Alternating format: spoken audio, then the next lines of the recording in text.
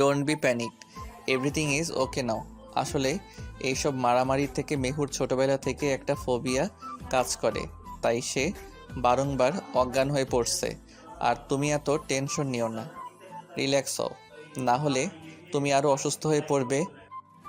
আরিয়ানের কথা শুনে কিছুটা নিশ্চিত হলো অন্তু। আরিয়ান অতপর আরামের কাঁধে হাত রেখে বলল, ভাইয়া তুই ভেতরে যাবি, ভেতরে গিয়ে দেখবি মেহুকে, চাইলে এখন গিয়ে দেখা করতে পারিস। আরাম যেন এতক্ষণ যাবত এই অনুমতির অপেক্ষাতে ছিল। আরাম দ্রুত পায়ে দরজা ঠেলে ক্যাবিনে প্রবেশ করে। ঘুমন্ত অবস্থায় তার মায়াবী প্রেয়সীকে দেখে বুকে হাত রাখল সে। ফ্যাকাশে ঘুমন্ত মুখশ্রীতে হুট করে জানালায় কাঁচ ভেদ করে আসা এক ফালি সূর্যের রশ্মি দিয়ে আলোকিত করে গেল। কি অপূর্ব সেই দৃশ্য! আরহাম এক মুহূর্তের জন্য তার প্রেয়সী সেই সৌন্দর্যে মোহিত হয়ে ললাটে ভালোবাসার গভীর স্পর্শ এঁকে দিল। পরক্ষণেই মেহবিনের হাত আঁকড়ে ধরে ভেজা গলায় বলল। আরহামের কথা বাইরে থেকে শুনছিল মায়রা এবং আরিয়ান। মায়রা অবশেষে না পেরে ভেতরে প্রবেশ করে বলল। আরিয়ানও মায়রার সঙ্গে তাল মিলিয়ে সায় দিয়ে বলল, সব আমার দোষ, আমার জন্যই তোমার এই দশা। আমি তোমার যোগ্য নই মেয়ে। আমার ভালোবাসা তোমাকে শুধু পুড়িয়ে ছারখার করবে, কিন্তু আমি তো তোমাকে আমার ভালোবাসা দিয়ে সুখের সাগরে ভাসাতে চেয়েছিলাম। তবে আজ কেন সব উল্টে গেল বলতে পারো প্রেয়সী? আরহামের কথা বাইরে থেকে শুনছিল মায়রা এবং আরিয়া। মায়রা অবশেষে না পেরে ভিতরে প্রবেশ করে বলল, নিজেকে দোষ দিও না আরহাম, আমরা সবাই জানি তুমি কতটা ভালোবাসো মেহবিনকে। আর আজকে যা হয়েছে তাতে তোমার সত্যি হাত নেই। সত্যি তো কে বা নিজের ভালোবাসার মানুষের অসম্মান বসে বসে দেখবে। তুমি নিজের জায়গায় একদম ঠিক আছো। আরিয়ানও মায়রার সঙ্গে তাল মিলিয়ে সায় দিয়ে বলল। মেহবিনের গালে হাত রেখে কিছুটা উচ্ছ্বসিত হয়ে প্রশ্ন করে, একদম ঠিক ভাই, আমরা জানি তুই মেহুকে কতটা ভালোবাসিস। মেহুকে তোর শত্রুদের নজরে পড়তে দিবি না বলে, গোপনে নিজেদের সিক্রেট মিশন চালিয়ে যাবি বলে মায়রার সাথে মিথ্যে বিয়ের নাটকও করলি। এতটা কে ভালোবাসবে বল? আরহাম নিরুত্তর। কিন্তু অন্তু কেবিনের বাইরে দাঁড়িয়ে সব শুনছিল। সেও প্রবেশ করে ক্যাবিনে। আরহামের নেত্রকোনা বেয়ে ফোঁটা জল গিয়ে মেহবিনের হাতের পিঠে পড়ল। তৎক্ষণাৎ আলতোভাবে নিজের আখি জোড়া মেলে তাকালো মেহবিন। মেহবিনকে চোখ খুলতে দেখে আরহাম মেহবিনের গালে হাত রেখে কিছুটা উচ্ছ্বাসিত হয়ে প্রশ্ন করে, তুমি ঠিক আছো মেহবিন? এখন কেমন লাগছে? মেহবিন কি মনে করে যেন আরহামের হাত থেকে নিজের হাত ছাড়িয়ে নিল। অতঃপর গম্ভীর স্বরে জবাব দিল, আমি ঠিক আছি, আমাকে নিয়ে না ভাবলেও চলবে আপনার। আরাম কিছু বলতে নিলেই তখন ডিভোর্স নামক ভয়ঙ্কর প্রস্তাব ছড়ে দেয় মেহবিন। আরাম তখন চেয়েও পক্ষান্তরে কোনোরূপ উত্তর দিতে পারেনি। মেহবিনের হুট করেই ডিভোর্স নামক কঠিন তিক্ত প্রস্তাবের কোনো সঠিক কারণ খুঁজে পাচ্ছে না আরিয়ান কিংবা মায়রা।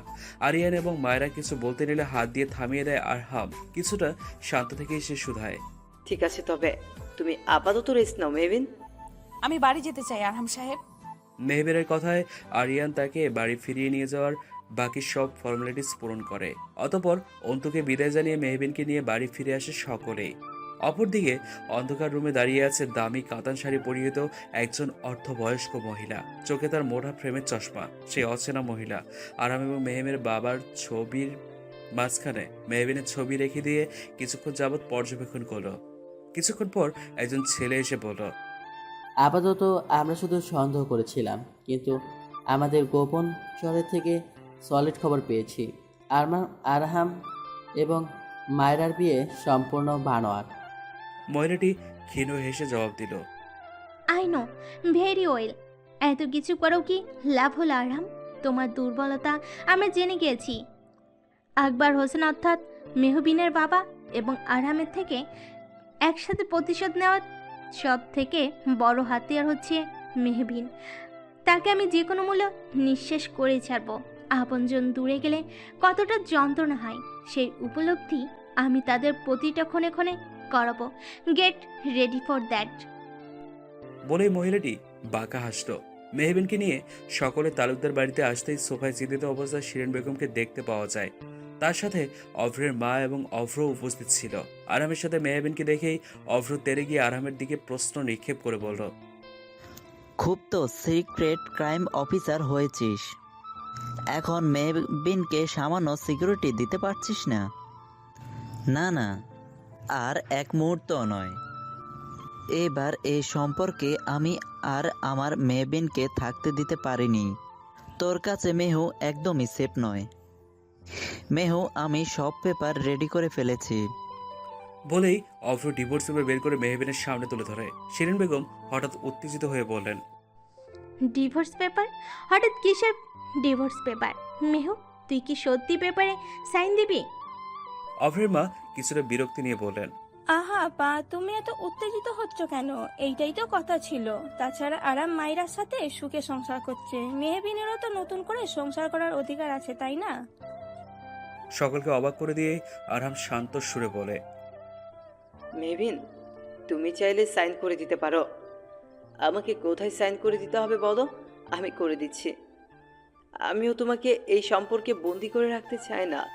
আরামের কথা যেন মুহূর্তেই পরিবেশটা থমথমে হয়ে গেল। সকলের চোখে মুখে বিষণ্ণতার ছাপ। অভ্র এবং অভ্রের মা বাদে তারা বেশ খুশি। অভ্রের থেকে পেপার নিয়ে সেইগুলোতে কিছু না কিছু ভেবে বুকে পাথর চেপে তাতে সাইন করে মেহবিনের হাতে তুলে দিল আরহাম। মেহবিন হাতে পেপারটা নিয়ে আরহামের উদ্দেশ্যে বলল, এখন থেকে আপনি বরং মুক্ত হয়ে গেলেন আরহাম সাহেব। অনেক সহ্য করেছেন আমাকে, এবার বরং মায়েরা আপুর সাথে সুখে সংসার করতে পারবেন। আরহাম বহু কষ্টে নিজেকে সামলিয়ে ক্ষীণ হেসে বলল, বন্দিনীকে মুক্ত করে দিলেই বোধহয় তার থেকে সুখী কেউ হয় না। তবে আমার বুক কেন আজ ছারখার মেহবিন? কেন বিরহের রেশ তোমার মুখশ্রীতে? আজ তোমরা দুজনেই মুক্ত, তাই নয়? আরহামের প্রশ্নের উত্তর দিতে পারল না মেহবিন। সে নিজেকে শক্ত রাখছে যথাসম্ভব। তবুও আরহাম কেন তার মনের অবস্থা বুঝে যাচ্ছে। আরহাম মেহবিনের সামনাসামনি দাঁড়িয়ে ঝুঁকে গিয়ে বলল, নতুন জীবনের জন্য শুভকামনা। তুমি অনেক সুখ ডিজার্ভ করো, যা আমার সাথে থাকলে কখনোই পাবে না প্রিয়সী। তোমার কষ্ট দেখার চেয়ে আমাদের বিচ্ছেদই শ্রেয়। শেষের কথাগুলো বিড়বিড়িয়ে বলল আরহাম। মেহবিন কি আদৌ তা শুনতে পেল? আরহাম দ্রুত উপরের দিকে চলে গেল। সে কিছুতেই তার নেত্রকোণের অশ্রু তার প্রেয়সীকে দেখাতে চায় না। সে চায় তার প্রেয়সী সুখী থাকুক, অন্তত বেঁচে থাকুক। ছেলের বিরহে শিরিন বেগম ধপ করে সোফায় বসে পড়ল। তিনি জানেন তার ছেলে মেহবিনকে ছোটবেলা থেকে কতটা ভালোবাসে। সে ভাবছে আর যা কিছু হচ্ছে সবকিছু তার জন্য। আরামের জন্যই মেহবিনের জীবন বারবার হুমকির মুখে চলে যাচ্ছে। আরহামের মা জানেন নিজে মরে গিয়ে হলেও সবটুকু দিয়ে নিজের ভালোবাসার মানুষকে আগলে রাখবে আরহাম। তাই তো নিজের কথা চিন্তা না করে মেহবিনের জীবনের ঝুঁকির কথা চিন্তা করে নিজের ভালোবাসাকে বিসর্জন দিয়ে দিল। মেহবিন ও অভ্রের সাথে বেরিয়ে গেল। আরিয়ান এবং মায়েরা স্তব্ধ হয়ে গেল। মুহূর্তের মধ্যেই কি হয়ে গেল কিছুই তারা বুঝতে পারল না, এমনকি আটকানোর সুযোগটুকু অবধি পেল না। অপরদিকে গাড়িতে বসে আছে অভ্র এবং মেহবিন। অভ্রের মা অন্য গাড়িতে আছেন। অভ্র ঠিক করেছে নিজে মেহবিনকে তার বাবার বাড়িতে পৌঁছে দিয়ে আসবে। নীরবতা ভেঙে মেহবিন বলল, আমি আজই ডিভোর্স পেপারে সাইন করে তা সাবমিট করে দিব। আপনি যত তাড়াতাড়ি সম্ভব কালকের মধ্যে বিয়ের ব্যবস্থা করুন। আমি আর অপেক্ষা করতে পারছি না। মেহবিনের এমন কথা শুনে অভ্র রাজ্য জয় করে হাসি দিল। যদিও তার কাছে মেহবিনের হুট করে এমন কার্যকলাপ রহস্যময় লাগছে, তবুও তাতে তেমন গুরুত্ব দিল না। অভ্র গাড়ি চালাতে লাগলো। মেহবিন তা দেখে তার ছেলের এক হাসি দিল। মেহবিনের বিয়ের খবর কানে আসতে হাতের গ্লাসটা ছুঁড়ে ফেলে দিল আরহাম। নিজের সামলানো যেন তার কাছে এখন বেশ মুশকিল হয়ে যাচ্ছে। নিজেকে সামলানো, হাতের সামনে যাই পাচ্ছে তাই ছুঁড়ে মারছে সমান তালে। ক্রোধে তার রগগুলো ফর্সা ললাট জুড়ে বিদ্যমান হয়ে গেল। যদিও সে নিজে ইচ্ছেতেই তার মনের বন্দিনীকে মুক্ত করে দিয়েছিল, তবু কানে তার এত যন্ত্রণা হচ্ছে কেন? অসহ্য লাগছে সবকিছু। আরামের ফোনে কিছুক্ষণ আগে অভ্রের ফোন এসেছিল। আরাম কিছুটা অবাক হয়ে রিসিভ করতে অভ্র কিছুটা কুটিল হেসে শুধায়, কিরে আরহাম, নিজের প্রাক্তন বউ এবং নিজের ভাইয়ের বিয়েতে আসবি না বুঝি? তোর ইনফরমেশনের জন্য জানিয়ে রাখি, কালকে আমার এবং মেহবিনের বিয়ে। আজকে কিন্তু আমাদের গায়ে হলুদ, সেখানে অবশ্যই তোকে আসতে হবে। তাছাড়া প্রাক্তন বউকে হলুদ শাড়িতে দেখার লোভ আশা করি তুই ধরে রাখতে পারবি না। ঠিক টাইম মতো চলে আসিস। টাটা। মেহবিন এবং অভ্রের বিয়ের কথা শুনে মুহূর্তে নিজেকে নিয়ন্ত্রণে রাখতে পারে না আরহাম। ছুঁড়ে চুরমার করে ভেঙে ফেলে সেই ফোন। আরামের মনের অবস্থা কিছুটা আন্দাজ করতে পেরে উচ্চস্বরে হেসে ওঠে অভ্র। সে তো এতদিন এটাই চেয়েছিল, আরামকে প্রতি পদে পদে সে ক্ষত বিক্ষত করে ফেলবে। সে তার লক্ষ্যের দিকে এগিয়ে যাচ্ছে ভেবেই প্রশান্তির এক নিঃশ্বাস ফেলল। আরহামের দরজার বাইরে থেকে সবকিছু শুনতে পাচ্ছে মায়রা এবং আরিয়ান। মায়রা যথেষ্ট ভালোবাসে আরহামকে, নিজের ভালোবাসার মানুষকে হারানোর তীব্র ব্যথা সে ক্ষণে ক্ষণে উপলব্ধি করছে। সেই একই কষ্ট আরহামও সহ্য করে যাচ্ছে। ভেবেই বুক ভারী হয়ে ওঠে মায়রার। আরহামের বেদনাতে তার বুকও ব্যথিত হয়ে উঠছে। আরিয়ান তীক্ষ্ণ নজরে শুধু দেখেই যাচ্ছে, কোনো প্রতিক্রিয়া করছে না। আমার মনে হয় আমাদের উচিত আরহামকে আটকানো, না হলে নিজের ক্ষতি করে ফেলবে। মায়রা কথাটা বলে দরজায় কড়া নাড়তে চাইলে আরিয়ান খপ করেই মায়রার হাত ধরে ফেলে। মায়রা তার হাতের দিকে তাকায়, যেখানে শক্ত করে আঁকড়ে ধরেছে একজোড়া হাত। কিছুটা গম্ভীর সুরে সে মায়রার দিকে উদ্দেশ্য করে বলে, আপাতত ভাইকে একলা থাকতে দাও। তাই ভাই নিজের ভেতরে থাকা জমে থাকা অজস্র বিরহ তার রাগের মাধ্যমে বহিঃপ্রকাশ ঘটাচ্ছে। তাই বলছি আপাতত ভাইকে ছেড়ে দেওয়াই বেটার। আরিয়ানের কথা শুনে মায়েরাও ব্যাপারটা ঘাটল না, সেও আরিয়ানের সাথে নিচে চলে গেল। আফজাল সাহেব মেয়ের দিকে ফেলফেলে দৃষ্টিতে তাকিয়ে রয়েছেন। মেয়ে ঘোর পণ করে রেখেছে সে অভ্রকে বিয়ে করবে, এমনকি কালকের মধ্যেই। কিন্তু সে কিছুতেই বুঝতে পারলো না আরাম তাকে কতটা ভালোবাসে। মৃত্যু পথযাত্রী বোনের শেষ আবদারেই আরামের হাতে তুলে দিয়েছিল আকবর সাহেব। কিন্তু মেহবিনের এমন কাণ্ডে আরাম কিংবা শিরিন বেগমের মনে কতটা ভয়াবহ প্রভাব ফেলবে তা ভেবেই শিউরে উঠছেন তিনি। বাবার মনের ভাব ক্ষীণ আন্দাজ করতে পেরে মেহবিন কিছুটা অভিমানের সুরেই বলে, বাবা, তুমি কি চাও না আমি বিয়ে করে সুখে সংসার করি? অব্র ভাইয়া কোন দিক দিয়ে খারাপ বলো? কিন্তু মা, আরহাম তোমার জন্য বেস্ট। আমি মানুষ চিনতে ভুল করিনি, তুমি কিন্তু সত্যি ভুল করছো মেহু। একবার ভেবে দেখো তুমি। কিসের ভিত্তিতে তুমি এমন কথা বলছো বাবা? আমাদের মাঝে 3 মাসের চুক্তি হয়েছিল, তা পূরণ হয়ে গিয়েছে। তাছাড়া উনি মায়েরা আপুর সাথে দিনের পর দিন ধরে সংসার করে যাচ্ছে, তাও আমারই সামনে। তখন আমার কেমন লেগেছে বলতে পারো বাবা? আমার কি দোষ বলো তুমি? আমার কি একটা সংসার পাওয়ার অধিকার নেই? এমন কাউকে কি আমি ডিজার্ভ করি না যে শুধু আমার একান্ত হয়ে থাকবে? শেষের কথাগুলো অভিমানের সহিত বলে মেহবিন ঘরের দিকে চলে যায়। আফজাল সাহেব স্তব্ধতা নিয়ে বসে পড়েন। তিনি চাইলেও মেয়েটাকে সত্যি কথাগুলো বলতে পারছেন না। মেয়েটা আরামকে যেমনটা ভাবছে তা ঠিক নয়। যে মিথ্যেকে কেন্দ্র করে মেহবিন তার মনের কঠিন অভিমান পুষে রেখেছে তা নিতান্তই অর্থহীন। বাস্তব তো অন্য কিছু, যা মেহবিনের ধারণার বাইরে। মামরা মেয়েটিকে নিজের হাতে করে যত্ন করে বড় করেছেন তিনি। একরোখা জেদি মেয়ে তার। সে যখন ঠিক করেছে সে অভ্রকে বিয়ে করবে, সে তাই করবে। তাকে কেউ আটকে রাখতে পারবে না। তবে কি সত্যি সব শেষ হয়ে গেল? অভ্রের মায়ের এক প্রকার জোরাজোরিতেই অভ্রের বাড়িতে ছোট করে গায়ে হলুদের অনুষ্ঠানে করা হয়েছে। যদিও নিজের একমাত্র ছেলের বিয়েতে কোনো প্রকার এলাইভাবে আয়োজন করার হচ্ছে না ভেবেই তার মন ক্ষুণ্ণ হয়ে যাচ্ছে। যদিও তার ছেলে জেদের কাছে এক প্রকার হার মেনেই তিনি মেহবিনকে ঘরের বউ করছে। না হলে এমন ডিভোর্সি মেয়েকে তার ঘরের বউ করার ইচ্ছে তার কোনো কালেই ছিল না। মেহবিন ও অভ্রের মায়ের অনুরোধে ছাদে আয়োজিত হলুদের অনুষ্ঠানের স্টেজে বসে আছে। আশেপাশে উপস্থিত সকলেই তাকে দেখে কানাঘুষে ইতিমধ্যে শুরু করে দিয়েছে। একজন তো অভ্রের মাকে বলেই ফেলল, অব্র আমাদের লাখের মতো এক। দেশে কি মেয়ের অভাব ছিল এমন ডিভোর্সি মেয়েকে ঘরের বউ করেছ, যে কিনা তোমারই ভাসুরের ছেলের প্রাক্তন বউ? শেষে কিনা নিজ ভাইয়ের ডিভোর্স দেওয়া বউকে অব্র বিয়ে করেছে? ছি, বলে কি? অব্র এমন কাজ করেছে কি করে? ওর কি কোনো লজ্জা নেই? সেই মহিলার সাথে তাল মিলিয়ে বাকিরাও একই কথাই বলল। অভ্রের মা কপাল চাপড়ে বলল, আর কি বলবো ভাবি, কপাল খারাপ হলে যা হয়। মেয়ে কি আর ভালো মেয়ে? না হলে নিজের সংসার ভেঙে সেই প্রাক্তন স্বামীরই ভাইকে কেউ বিয়ে করতে চায়? বিশ্বাস করো তোমরা, আমার অভ্রের কোনো দোষ নেই। মেয়েটাই তো ফুসলে ফাসলে আমার সরল ছেলেটাকে বিয়ে করাতে রাজি হলো। নাহলে আমার হীরের মতো ছেলেকে বিয়ে করার জন্য মেয়েরা লাইন দিয়ে দাঁড়িয়ে আছে। অভ্রের মায়ের এমন কথা মেহবিনের কানে পৌঁছাতেই সে নিজেকে নিয়ন্ত্রণ করতে পারল না। গটগট পায়ে অভ্রের মায়ের এবং সে মহিলাদের সামনে দাঁড়িয়ে হাতে তালি দিতে দিতে বলল, যে শুধু একান্ত আমার হয়ে থাকবে? বাহ বাহ মিসেস তালুকদার, সত্যি গিরগিটির থেকেও বেশি রং বদলান আপনি। নিজে জেজে পড়ে অভ্রকে নিয়ে দিনের পর দিন আমার মাথায় ধোলাই করলেন, আমাকে দিয়ে ডিভোর্সটাও করিয়ে দিলেন। এই বিয়ের জন্য পায়ে পড়তেও যেন আপনি পিছপা করতেন না, এমন তোড়জোড় করেছিলেন আপনি।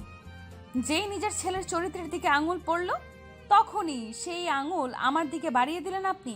খুব সহজ না? একটা মেয়েকে চাইলেই সকলের সামনে চরিত্রহীন খারাপ প্রমাণ করা যায়। আসলে আমাদের সমাজের নীতিই হয়ে গেছে এমন, কখনো কোনো ছেলের দোষ দেখা হয় না, তার চরিত্র নিয়ে কথা বলা হয় না। তুমি মেয়ে, তার মানে তোমারই দোষ। দোষ থাকলে তা তোমারই হবে। এমন একটা তকমা আমাদের সমাজে কিছু মানুষ মেয়েদের গায়ে লাগিয়ে দিয়েছে। কিন্তু কেন? মেয়েরাই কেন বারবার এসব সহ্য করবে বলতে পারবেন আপনি? মেহবিনের কথা শুনে উপস্থিত সকলে চুপ হয়ে যায়। মেহবিন রাগে ফুঁসতে থাকে। অভ্র দূর থেকে অবস্থা বেগতিক দেখে মেহবিনকে দূরে সরিয়ে এনে বলল, শান্ত হও মেহু, একবার শুধু আমাদের বিয়েটা হয়ে যাক, তারপর কেউ আমাদের দিকে আঙ্গুল তুলে তাকানোর সাহস পাবে না। মেহবিন ফের তাচ্ছিলের এক হাসি দিয়ে ছাদের রেলিং ধরে দাঁড়ায়। অভ্রের জরুরি এক ফোন চলে আসায় সে অন্যদিকে চলে যায়। তখনই সেখানে বিদ্যুৎ হঠাৎ করে চলে যায়। মেহবিন অনুভব করে সে শূন্যে ভাসছে। কে তাকে কোলে তুলে নিল? কে সেই অচেনা আগন্তুক?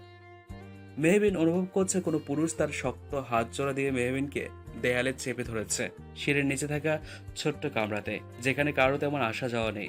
মেহবিনের গলাতে তার তীব্র নিঃশ্বাস আসতে পড়ছে। মেহবিন বুঝতে পারছে না তাকে কেন এভাবে এখানে নিয়ে আসা হয়েছে, তাও সকলের অগোচরে। সে আগন্তুক অদ্ভুত এক কাজ করে বসলো। সে তার পকেটে থাকে একখানা কাপড় বের করে মেহবিনের চোখ বেঁধে দিল। মেহবিনের হাত জোড়া তার দখলে ছিল বিধায় মেহবিন কোনোরূপ বাধা দিতে পারেনি। সে শুধু মোচড়ামুচড়ি করে যাচ্ছে সাপের ন্যায়। আরহাম তা দেখে আলতো হাসলো। হ্যাঁ, সে আগন্তুক স্বয়ং আরহাম। আরহাম তার ফোনের ফ্ল্যাশলাইট অন করে তার প্রেয়সীকে এক পলক দেখে নিল। হলুদ এক গর্জিয়াস লেহেঙ্গা পরিধান করে আছে মেহবিন, মুখশ্রীতে হালকা সাজের প্রলেপ। কি অপরূপ সেই সৌন্দর্য! আরহাম বারংবার তার প্রেয়সীর মুগ্ধতায় এক প্রকার বিলীন হয়ে যাচ্ছে। শত বাধা থাকা সত্ত্বেও তার অবাধ্য আঁকিচোরা তার হলুদ পরীকে দেখার লোভ সামলাতে পারেনি। তার প্রেয়সীর পিঠ ছুঁই ছুঁই কালো কেশ সমান্তলে উড়ে যাচ্ছে।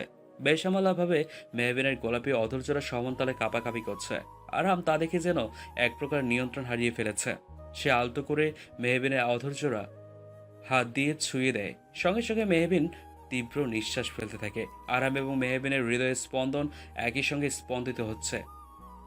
আরামের খুব করে বলতে ইচ্ছে করলো, প্রিয়সী, তোমাকে খুব করে ছুঁয়ে দেখতে ইচ্ছে করে। চন্দ্রের ন্যায় সুন্দর তুমি, তাই তো তোমার কাছে যাওয়ার সাধ্য নেই। দেখো, এত কিছু করেও তোমাকে নিজের করে আঁকড়ে ধরে বাঁচতে পারলাম না। আরাম চাইলেও তার মনের গহীনে থাকা তীব্র যন্ত্রণাগুলো প্রকাশ করতে পারল না। নিঃশব্দ থেকেই মেহবিনকে আলতো করে ললাটেতে চুমু খেলো। মেহবিন কেঁপে কেঁপে উঠল।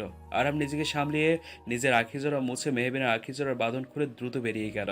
আরাম বেরিয়ে যেতেই মেহবিনের তৃপ্তির হাসি দিল। সে আরামকে না দেখে কিংবা তার কণ্ঠ না শুনেও আরামের স্পর্শে আরামকে অনুভব করেছে তীব্রভাবে। তাকে দেখতে স্বয়ং তার আরহাম সাহেব এসেছিল। তৎক্ষণাৎ চারদিকে আলোকিত হয়ে ওঠে। বিদ্যুৎ চলে এসছে। সকলে মেহবিনকে খুঁজতে শুরু করে দেয়। মেহবিনকে দেখতে না পেয়ে অভ্রের মনে ভয় ঢুকে যায়। মেহবিন কোথায় গেল? এসব লোডশেডিং কোনোভাবে আরাম করেনি তো? মনের সেই ভয় থেকেই অভ্র নিচে গিয়ে মেহবিনকে নিজে মনে হাসতে দেখে ভ্রু নাচিয়ে প্রশ্ন করে, মেহবিন তুমি এখানে এখানে কি করে এলে তুমি? অভ্রকে দেখে হাসি থামিয়ে মেহবিন কিছুটা থতমত খেয়ে উত্তর দেয়, আসলে অব্র ভাইয়া হুট করে সব অন্ধকার হয়ে গেল, তোমাকেও খুঁজে পাচ্ছিলাম না, তাই ভয় পেয়ে খুঁজতে খুঁজতে নিচে চলে এসেছিলাম। অভ্র সন্দেহ নিয়ে কিছুক্ষণ মেহবিনকে পর্যবেক্ষণ করলো। মেহবিনের উত্তর তার কাছে গ্রহণযোগ্য হলো না। মেহবিন কিছুটা তাড়া নিয়ে উপরের দিকে চলে গেল। অভ্র থুতনিতে হাত রেখে খানিকক্ষণ ভাবলো আরাম কি কোনোভাবে এসেছিল মেহবিনের কাছে। সেই বিষয়টি কি মেহবিন লুকিয়ে যাচ্ছে? অভ্র হাত মুঠো করে উপরের দিকে চলে যায়। মেহবিন সেখানে সকলের সাথে হেসে হেসে কথা বলছে, যেন সে এক বড় চিন্তা থেকে মুক্ত। তার মনের কটিরে থাকা বড় পাথর যেন নিমিষেই সরে গিয়েছে আরামের আগমনে। অভ্রের দুশ্চিন্তার মাঝেই অভ্রের মা এসে ছেলের গায়ে হলুদের বাটি দিয়ে বলল, যা সবার আগে তুই গিয়ে মেহবিনকে হলুদ লাগিয়ে আয়। কিন্তু তোমরা দিবে না মা? তখনই অভ্রের কিছু মেয়ে কাজিন পাশে থেকে একসঙ্গে বলে ওঠে, যার হবু বল তারই উচিত সবার আগে হলুদ লাগানো, তাই না খালা? অভ্রের মাও তাল মিলিয়ে বললেন, যা গিয়ে তাড়াতাড়ি লাগিয়ে দে, বাকিরাও পরে লাগাবে তখন। অভ্র মায়ের কথা শুনে কিছুটা খুশি হয়ে স্টেজে তার কাজিনদের সঙ্গে যায়। সেখানে তার কাজিনরা বলে ওঠে, কিরে অব্র ভাই, দেরি করছিস কেন? ভাবিকে হলুদ ছুঁয়ে দে। তাদের কথা শুনে মেহবিন ব্রুকুসকে অভ্রের দিকে তাকায়। মুখশ্রীতে বিরক্তির এক ভাব দৃষ্টিমান হয়ে থাকে। অভ্রের দৃষ্টি অগোচর হয়নি তা। তবুও অভ্র হলুদ মেহবিনের ললাটে ছুঁয়ে দিতে চাইলে মেহবিন সঙ্গে সঙ্গে তার হাত ধরে কিছুটা অনুনয়ের সুরে বলল, আমার হলুদে অ্যালার্জি আছে অব্র ভাইয়া, আমি না হয় নিয়ম রক্ষার্থে গালে এক চিমটি নিজে নিজেই ছুঁয়ে দিচ্ছি। কথাটি বলেই মেহবিন এক চিমটে হলুদ নিয়ে নিজের গালে ছুঁয়ে দেয়। অভ্র রাগে ক্ষিপ্ত হয়ে যায়। মেহবিন প্রতাখানের নামে এক প্রকার তাকে সকলের সামনে অপমান করে দিল। অভ্রের সাথে অন্য কেউ এমন অবাধ্যতা করলে তাকে এতক্ষণ ঠটিয়ে চর বসিয়ে দিত, কিন্তু মেহবিনের বেলায় সে তা করতে পারল না। এক প্রকার গভীর ক্ষোভ নিয়ে সে স্টেজ থেকে নেমে গিয়ে রেলিংয়ের সাথে ঘেসে দাঁড়ালো। অতঃপর কপালে আলতো করে স্লাইড করতে করতে রাগান্বিত সরে বলে উঠল, একবার শুধু বিয়েটা হোক, তারপর তুমিও আমার আসল রূপটা দেখবে। তোমার এত জাজ কিভাবে কমাতে হয় সেটা আমিও দেখে নিব মেহবিন। কথাটি বলেই অভ্র বাঁকা হাসি দিল। অপরদিকে আরাম তার রুমের পাশে থাকা ছোট্ট পুলে পা ভিজিয়ে একটা ওয়াইনের গ্লাস হাতে নিয়ে আকাশের পানে চেয়ে রইল। একটার পর একটা বোতল শেষ করছে, আখি জোড়া বেয়ে নোনা জল গড়িয়ে পড়ছে। নিজেকে চাইলেও নিয়ন্ত্রণ করতে পারছে না। মেহবিন তার সাথে থাকলে কখনো শত্রুদের হাত থেকে বাঁচাবে না। তবুও সে তার প্রেয়সীকে দেখার লোভ সামলাতে পারল না, তাই তো ছুটে গিয়েছিল। আরাম নিজেকে সামলাতে পারছে না, বুকের ভেতরটা যন্ত্রণায় ছাড়খাড় হয়ে যাচ্ছে। আরহাম নিজের ফোন বের করে মেহবিনের ঘুমন্ত ছবিখানা দেখে আলতো হেসে বলে ওঠে, যাকে ঘিরে আমার জীবন শূন্যতায় পরিপূর্ণ, সে হচ্ছে আমার মনের গহিনে। হ্যাঁ প্রেয়সী, তুমি আছো আমার মনের গহিনে। কথাটি বলেই আরহাম বুকের সাথে ছবিখানা জাপটে ধরে রাখে। নিঃশব্দে আরিয়ান গিয়ে আরামের পাশে বসে। কারো উপস্থিতি টের পেয়ে আরহাম চটজলদি নিজের অশ্রু মুছে নিজেকে সামলাতে ব্যস্ত হয়ে পড়ে। কোনোরকম ধীর কণ্ঠে শুধায়, এত হঠাৎ কোনো দরকার আছে? আরিয়ান চারপাশে চোখ বুলিয়ে দেখলো আশেপাশে ওয়াইনের বোতলে ভরপুর। একটা ওয়াইনের বোতল হাতে নিয়ে কিছুটা কেশে পড়ল। তা গরিবের দেবদাস কালকে বউয়ের বিয়ে হয়ে যাচ্ছে বলে নেশার জগতে ডুবে গেলে নাকি? তা দেবদাসজি, বউয়ের বিয়ে হয়ে গেলে দেবদাসের মতো তার শ্বশুরবাড়ির সামনে গিয়ে স্যাকাকরের মতো মোড়ে টোড়ে যাওয়ার প্ল্যান করছিস নাকি? তখন তোদের নিয়েও মানুষ ফেসবুকে ভিডিও দিবে। এই যুগের দেব পারু, আহা, ভালোবাসা এখনো বেঁচে আছে। তখন খুব মজা হবে, তাই না? এসব যাতা বলছিস তুই? যাতো, আমার সত্যি ভালো লাগছে না। আরাম কথাটি বলে মুখ ঘুরিয়ে ফেলল। আরিয়ান আরামের কাঁধে হাত রেখে বলল, সিংহের মতো তোকে সবসময় দেখেছি, আজ তুই কিনা বিড়াল হয়ে গেলি কিছু সামান্য গুন্ডাদের ভয়ে। ছি ভাই, আমি ভাবতেও পারছি না তুই না ক্রাইম অফিসার। আরাম উঠে দাঁড়িয়ে গম্ভীর সুরে শুধালো, তুই জানিস, নিজের বিপদ দেখে তোর ভাই কখনো পিছু হটে যায় না। নিজের জীবন বাজি রেখেও বড় বড় মিশন কমপ্লিট করেছে। কিন্তু এবার ব্যাপারটা আলাদা। আমার শত্রুরা আমাকে নয়, আমার ভালোবাসার মানুষের দিকে হাত বাড়িয়েছে। তার কিছু হয়ে গেলে আমি কি নিয়ে থাকবো? অথচ তাকে অন্য পুরুষের সাথে সহ্য করতে পারবি? যাকে ছোটবেলা থেকে ভালোবেসে গিয়েছিস তাকে এক পলকেই অন্য কেউ বিয়ে করে ফেলবে, অন্য কেউ তাকে ছুঁয়ে দেখবে। বাকিটুকু আরিয়ান বলতে পারো না। তার আগে আরহাম আরিয়ানের গালে থাপ্পড় বসিয়ে দিল। রাগে থরথর করে তার শরীর কাঁপছে। আরামের থাপ্পড় খেয়ে টাল সামলাতে না পেরে পড়তে গিয়েও নিজেকে সামলে নেয় আরিয়ান। তবুও তার অধরে ফুটে ওঠে মুচকি হাসি। সে নিজের অধরে হাত ছুঁয়ে পড়ে। এতটুকু কথাই সহ্য করতে পারছিস না ভাই? অথচ কালকে যখন মেহুকে অন্য কেউ বিয়ে করে ফেলবে তখন কিভাবে তা সহ্য করবি? আরহাম অসহায় হয়ে আরিয়ানের দিকে তাকায়। সে কি করবে বুঝতে পারছে না। সে অভ্রের সাথে মেহবিনকে সহ্য করতে পারবে না, অপরদিকে তার সাথে থাকলে মেহবিনের জীবনের সংশয়। আরিয়ান তার ভাইয়ের সামনে দাঁড়িয়ে বলে ওঠে, ভাই আর কিছু ভাবিস না, আমাদের জন্যে না হোক অন্তত মায়ের কথা ভাব। মায়ের শরীরের অবস্থাতে তার উপর কতটা বাজে প্রভাব পড়বে তুই ভাবতে পারছিস? মেহুকে ছাড়া তুই কখনো ভালো থাকবি না। আর তুই নিজের উপর ভরসা রাখ, তুই থাকতে মেহুকে কেউ কিছু করতে পারবে না। আর ভুল করিস না ভাই, মেহুর বিয়ে যে করেই হোক আটকাতে হবে। আরিয়ানের কথা শুনে বেশ কিছুক্ষণের জন্য নীরব হয়ে যায় আরহাম। তার মস্তিষ্কে ঘুরছে অন্য এক পরিকল্পনা। অপরদিকে মেহবিনকে অন্তুসহ পার্লারের মেয়ে বধূরূপে সাজাতে ব্যস্ত হয়ে রয়েছে। আজ মেহবিন এবং অভ্রের বিয়ে। কিছুক্ষণের মধ্যেই অভ্র বরযাত্রী নিয়ে চলে আসবে। পার্লারের মেয়েরা মেহবিনকে সাজিয়ে চলে যায়। লাল টুকটুকে শাড়িতে অসম্ভব সুন্দর লাগছে মেহবিনকে। অন্তু মেহবিনের কানে ফিসফিসিয়ে বলল, কিছুক্ষণের মধ্যেই বরযাত্রী চলে আসবে, বিয়েটা আটকাবি কি করে? তোর কি মনে হয় না এইবার তুই একটু বেশি রিস্ক নিয়ে ফেলেছিস? মেহবিন আলতো হেসে জবাব দেয়, একদমই নয়। আমি জানি উনি আসবে, আর জীবনে একটু রিস্ক না নিলে সেই জীবনের মজাই হারিয়ে যাবে। কিছুক্ষণের মধ্যে অভ্র এবং মেহবিনের বিয়ের কার্যক্রম শুরু হয়ে যাবে। বরযাত্রী ইতিমধ্যে চলে এসেছে মেহবিনদের বাড়িতে। ছোটখাটোভাবেই সবকিছু আয়োজন করেছেন মেহবিনের বাবা। যদিও এইসবে মোটেও মত নেই তার, তবুও মেয়ের জেদের কাছে এক প্রকার হার মেনে তিনি সবকিছু করেছেন। তবুও তার মনের কুঠিরে এক ক্ষীণ আশা উকি দিচ্ছে বারংবার। হয়তো শেষ সময়ে কোনো এক মিরাকেল ঘটলেও ঘটতে পারে। মহান আল্লাহ তাআলার দরবারে তিনি দু হাত তুলে মোনাজাত করেছেন যেন তার মেয়ে তার ভুল বুঝতে পারে। তিনি আশাবাদী শেষ মুহূর্তে এসে হয়তো সব ঠিক হলেও হতে পারে। অভ্রের মা এসে মেহবিনের বাবার সাথে বিভিন্ন খোঁজ গল্পে মেতে উঠেছেন। আরহামের বাবাও সৌজন্যতার খাতিরে সকলের সাথে কথা বলছেন। অভ্র বারবার স্টেজে বসে উপরের দিকে তাকাচ্ছে। মনটা কেমন করে যেন উঠছে। অজানা এক ভয় উকি দিচ্ছে বারংবার।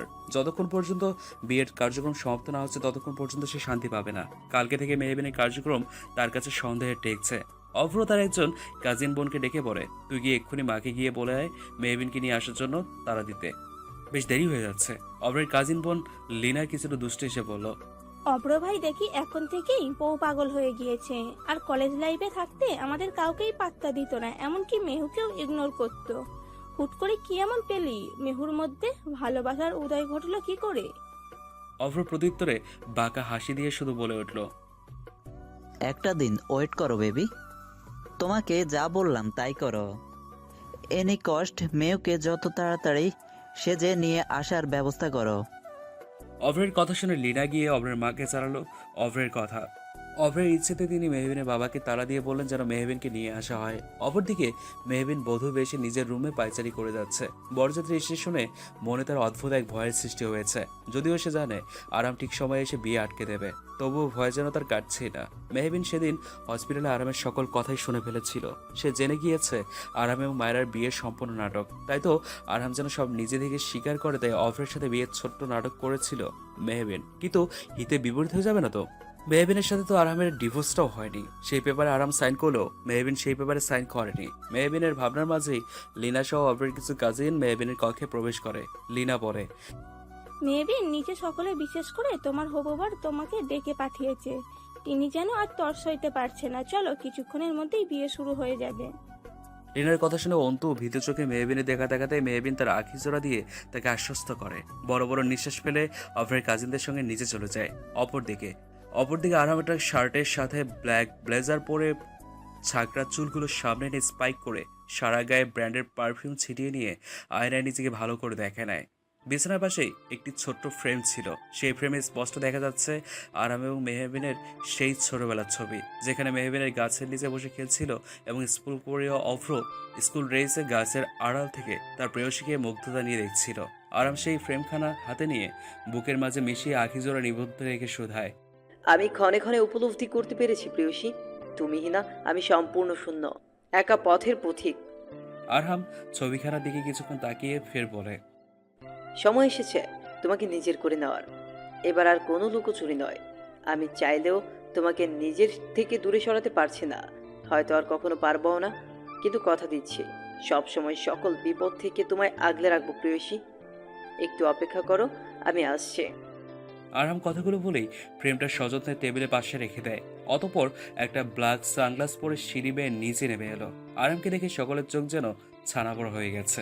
আরিয়ান এবং মায়রা আরামকে দেখে উঠে দাঁড়ালো। আরহাম আরিয়ান এবং মায়রার সামনে দাঁড়িয়ে বলে উঠল, ভালো লাগছে তো আমায়? আরিয়ান কিছু বলার পূর্বে মায়রা আরামকে সম্পূর্ণ পর্যবেক্ষণ করে আরমনে বলে উঠল। Just a hero. মায়রার কথা শুনে আরিয়ান কিছুটা কেসে উঠতেই মায়রা নিজেকে সামনে নিল। আরিয়ান নিজের কলার ঠিক করে আরামের কাঁধে হাত রেখে বলল। আরাম ভ্রুকুসকে আরিয়ানের কথার বিপরীতে গম্ভীর স্বরে বলল, অভ্র নামক ভিলেন থেকে হিরোইনকে বাঁচাতে হলে হিরোর এন্ট্রি তো নিতেই হবে, তাই না? জিও ভাই। কথাটি বলেই আরিয়ান সিটি মারে। আরাম মুস্কি হাসি উপহার দেয়। অভ্রের কাজিনদের সঙ্গে মেহবিন নিচে নেমে স্টেজের দিকে আসে।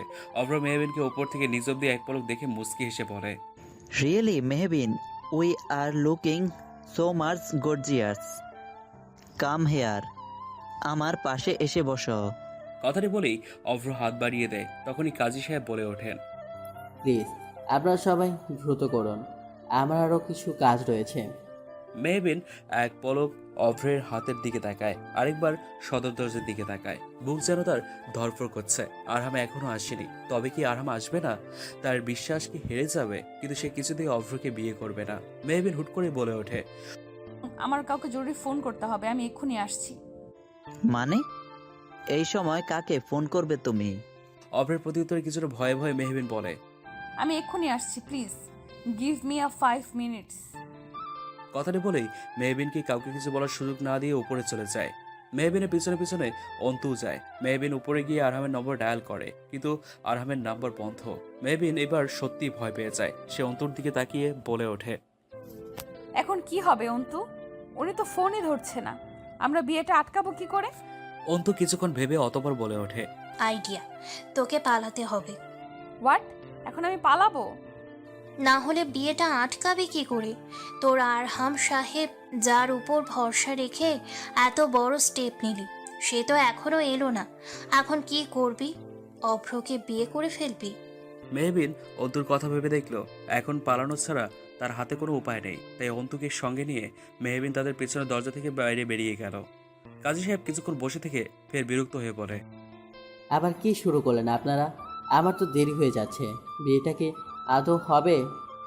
অভ্র এবার নিজেকে দমিয়ে রাখতে পারে না, এক প্রকার চেঁচিয়ে পড়ে, বিয়ে তো অবশ্যই হবে এবং আজকেই হবে। আমি নিজে গিয়ে মেহুকে নিয়ে আসছি। Wait, just wait. এত তারা কিসের তোর? আরামের কণ্ঠ কানে আসতেই অভ্র পেছনে ফিরল। মেহবিনের বাবা আরামকে দেখে স্বস্তির নিঃশ্বাস ফেললেন। যাক, শেষ রক্ষা তবে হয়েছে। ভরা বিয়ের আসরে আরাম গিয়ে অভ্রের গালে ঠটিয়ে থাপ্পড় বসিয়ে দেয়। অভ্র গিয়ে ছিটকে নিচে বসে পড়ে। অভ্রের মা এবং মেহবিনের বাবা সহ সকলে হতভম্ব হয়ে যায়। কিন্তু এর মাঝেও কিছু মেয়েরা আরামের দিকে মুগ্ধতা নিয়ে তাকিয়ে রয়েছে, যেন তাদের সকলের মাঝে কোনো বলিউডের হিরোর আবির্ভাব ঘটেছে এবং সে ইতিমধ্যে তার ফাইটিং স্কিলও দেখা শুরু করে দিয়েছে। ব্যাপারটা বেশ মজাদার লাগছে তাদের কাছে। অভ্র নিজেকে দমিয়ে রাখতে পারে না। আরামের মুখোমুখি দাঁড়িয়ে আরামের কলার ধরে চেঁচিয়ে পড়ে, তোর মোটিভ কি আরহাম? ভরা বিয়ের আসরে আমার গায়ে হাত তুলেছিস? এত বড় সাহস পেলি কোথা থেকে? আমি খুব ভালো করে জানি তুই আমার এবং মেহুর বিয়ে আটকাতে চলে এসেছিস, কিন্তু আজকে আমি মেহুকে নিজের বউ করেই ছাড়বো। কথাটি বলার সঙ্গে সঙ্গে আরহাম পা বেঁকিয়ে অভ্রের বুক বরাবর লাথি মারে। অভ্র খানিকটা পিছে হটে যায়। অভ্রের মা হায়ুদাস করে অভ্রের বাবাকে ঝাঁকিয়ে বলে, তুমি এখানে কি করছো? তোমার ভাইয়ের ছেলে তো আমার ছেলেকে মেরেই ফেলবে। তুমি কি কিছু বলবে না? ওরে কেউ আমার ছেলেকে বাঁচাও, না হলে এই গুন্ডা ছেলে আমার ছেলেকেও মেরেই ফেলবে।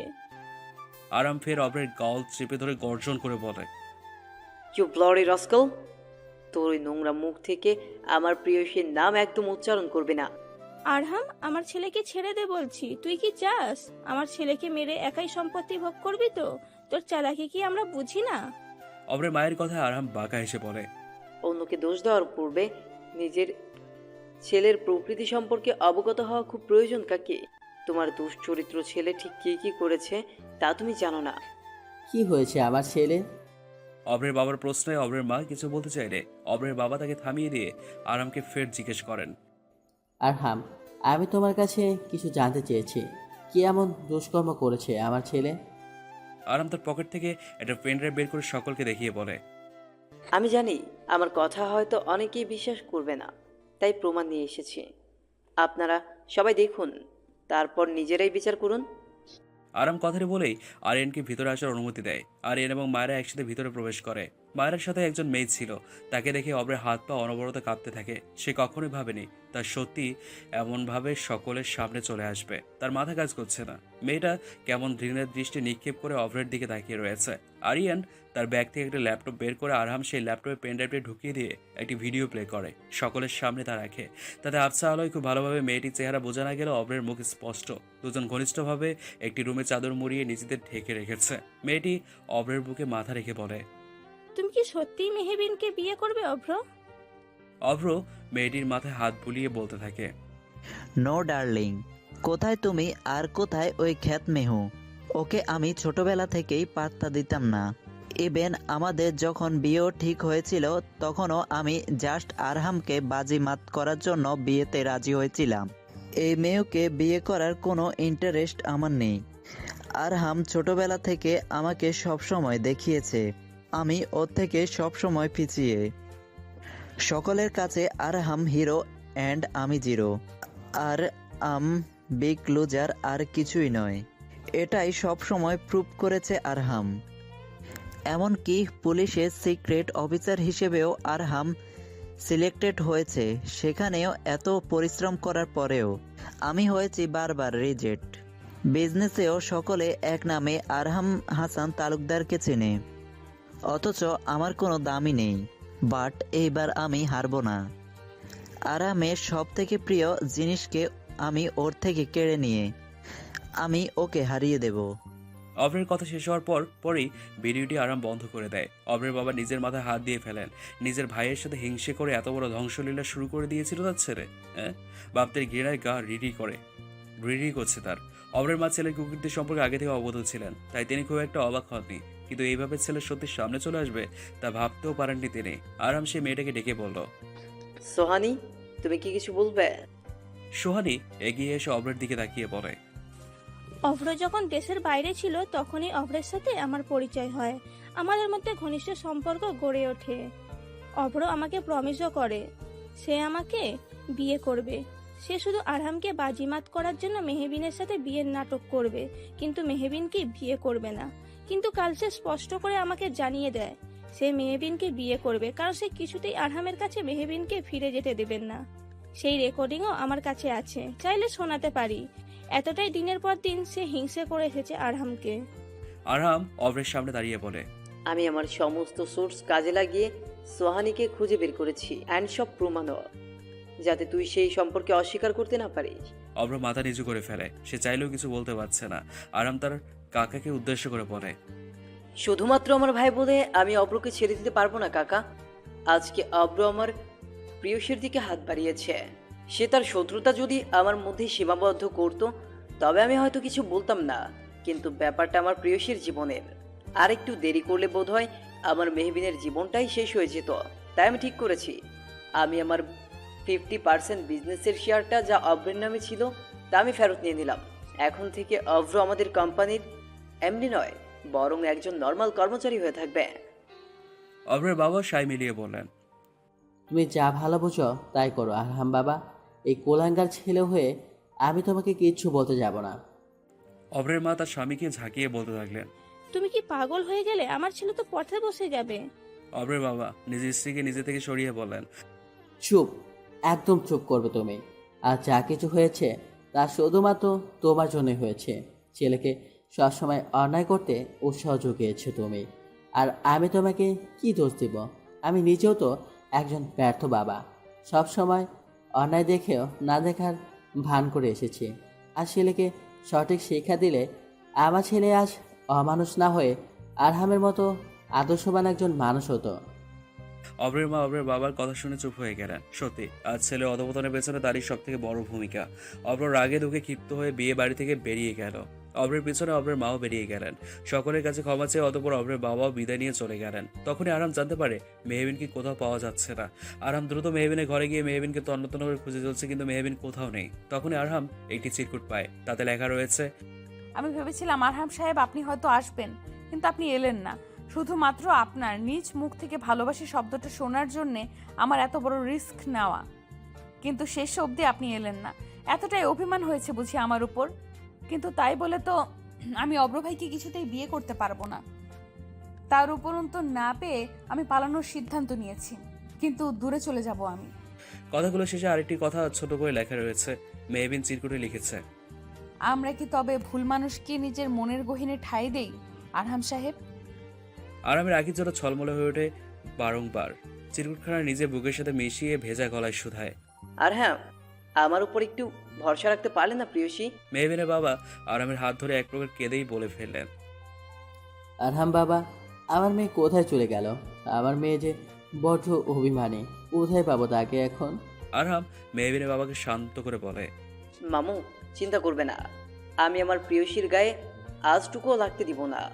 আরিয়ান চারিপাশে একবার পরখ করে নিয়ে বলল, ভাই আমাদের এখন 1 সেকেন্ডও টাইম ওয়েস্ট করা উচিত না। মেহুকে যত আর্লি পসিবল আমাদের খুঁজে বের করতে হবে। আরাম সায় জানিয়ে মায়ের উদ্দেশ্যে বলে, সব সোর্স কাজে লাগিয়ে দাও মায়েরা। লাস্ট 1 ঘন্টার মধ্যে আমি মেহুকে নিজের সামনে দেখতে চাই। মায়েরা মাথা নাড়িয়ে কাউকে ফোন করে আরিয়ান ও আরহাম বেরিয়ে যায় মেহবিনকে খুঁজতে। অপরদিকে মেহবিন অন্তুর সাথে দৌড়ে পালিয়ে বাড়ি থেকে অনেকটুকু পথ চলে এসছে। দূর দূরান্তে কোনো প্রকার গাড়ির কোনো ছায়াটুকু অবধি দেখা যাচ্ছে না। মেহবিন অন্তুকে বলে, এই তুই আমাকে কোথায় নিয়ে এলি অন্তু? একদম জনশূন্য জায়গা, কোনো গাড়িও দেখতে পারছি না। গাড়ি ছাড়া আমরা হেঁটে হেঁটে কিভাবে যাব? তখনই একটা মাইক্রো গাড়ি মেহবিনদের সামনে চলে আসে। এই তো গাড়ি চলে এসেছে। মেহবিন চল আমরা উঠে পড়ি। অন্তুর কথা শুনে মেহবিন কিছুটা সন্দেহ নিয়ে বলে উঠল, কিন্তু এইখানে গাড়ি কি করে এলো? আর আমরাই বা এই গাড়িতে উঠবো কেন? অন্তু একটু ঘাবড়ে গিয়ে মেহবিনের কাঁধে হাত রেখে বলল, আরে এতক্ষণ তো তুই গাড়ি নেই বলে চেঁচাচ্ছিলি, আর এখন এত প্রশ্ন করছিস কেন?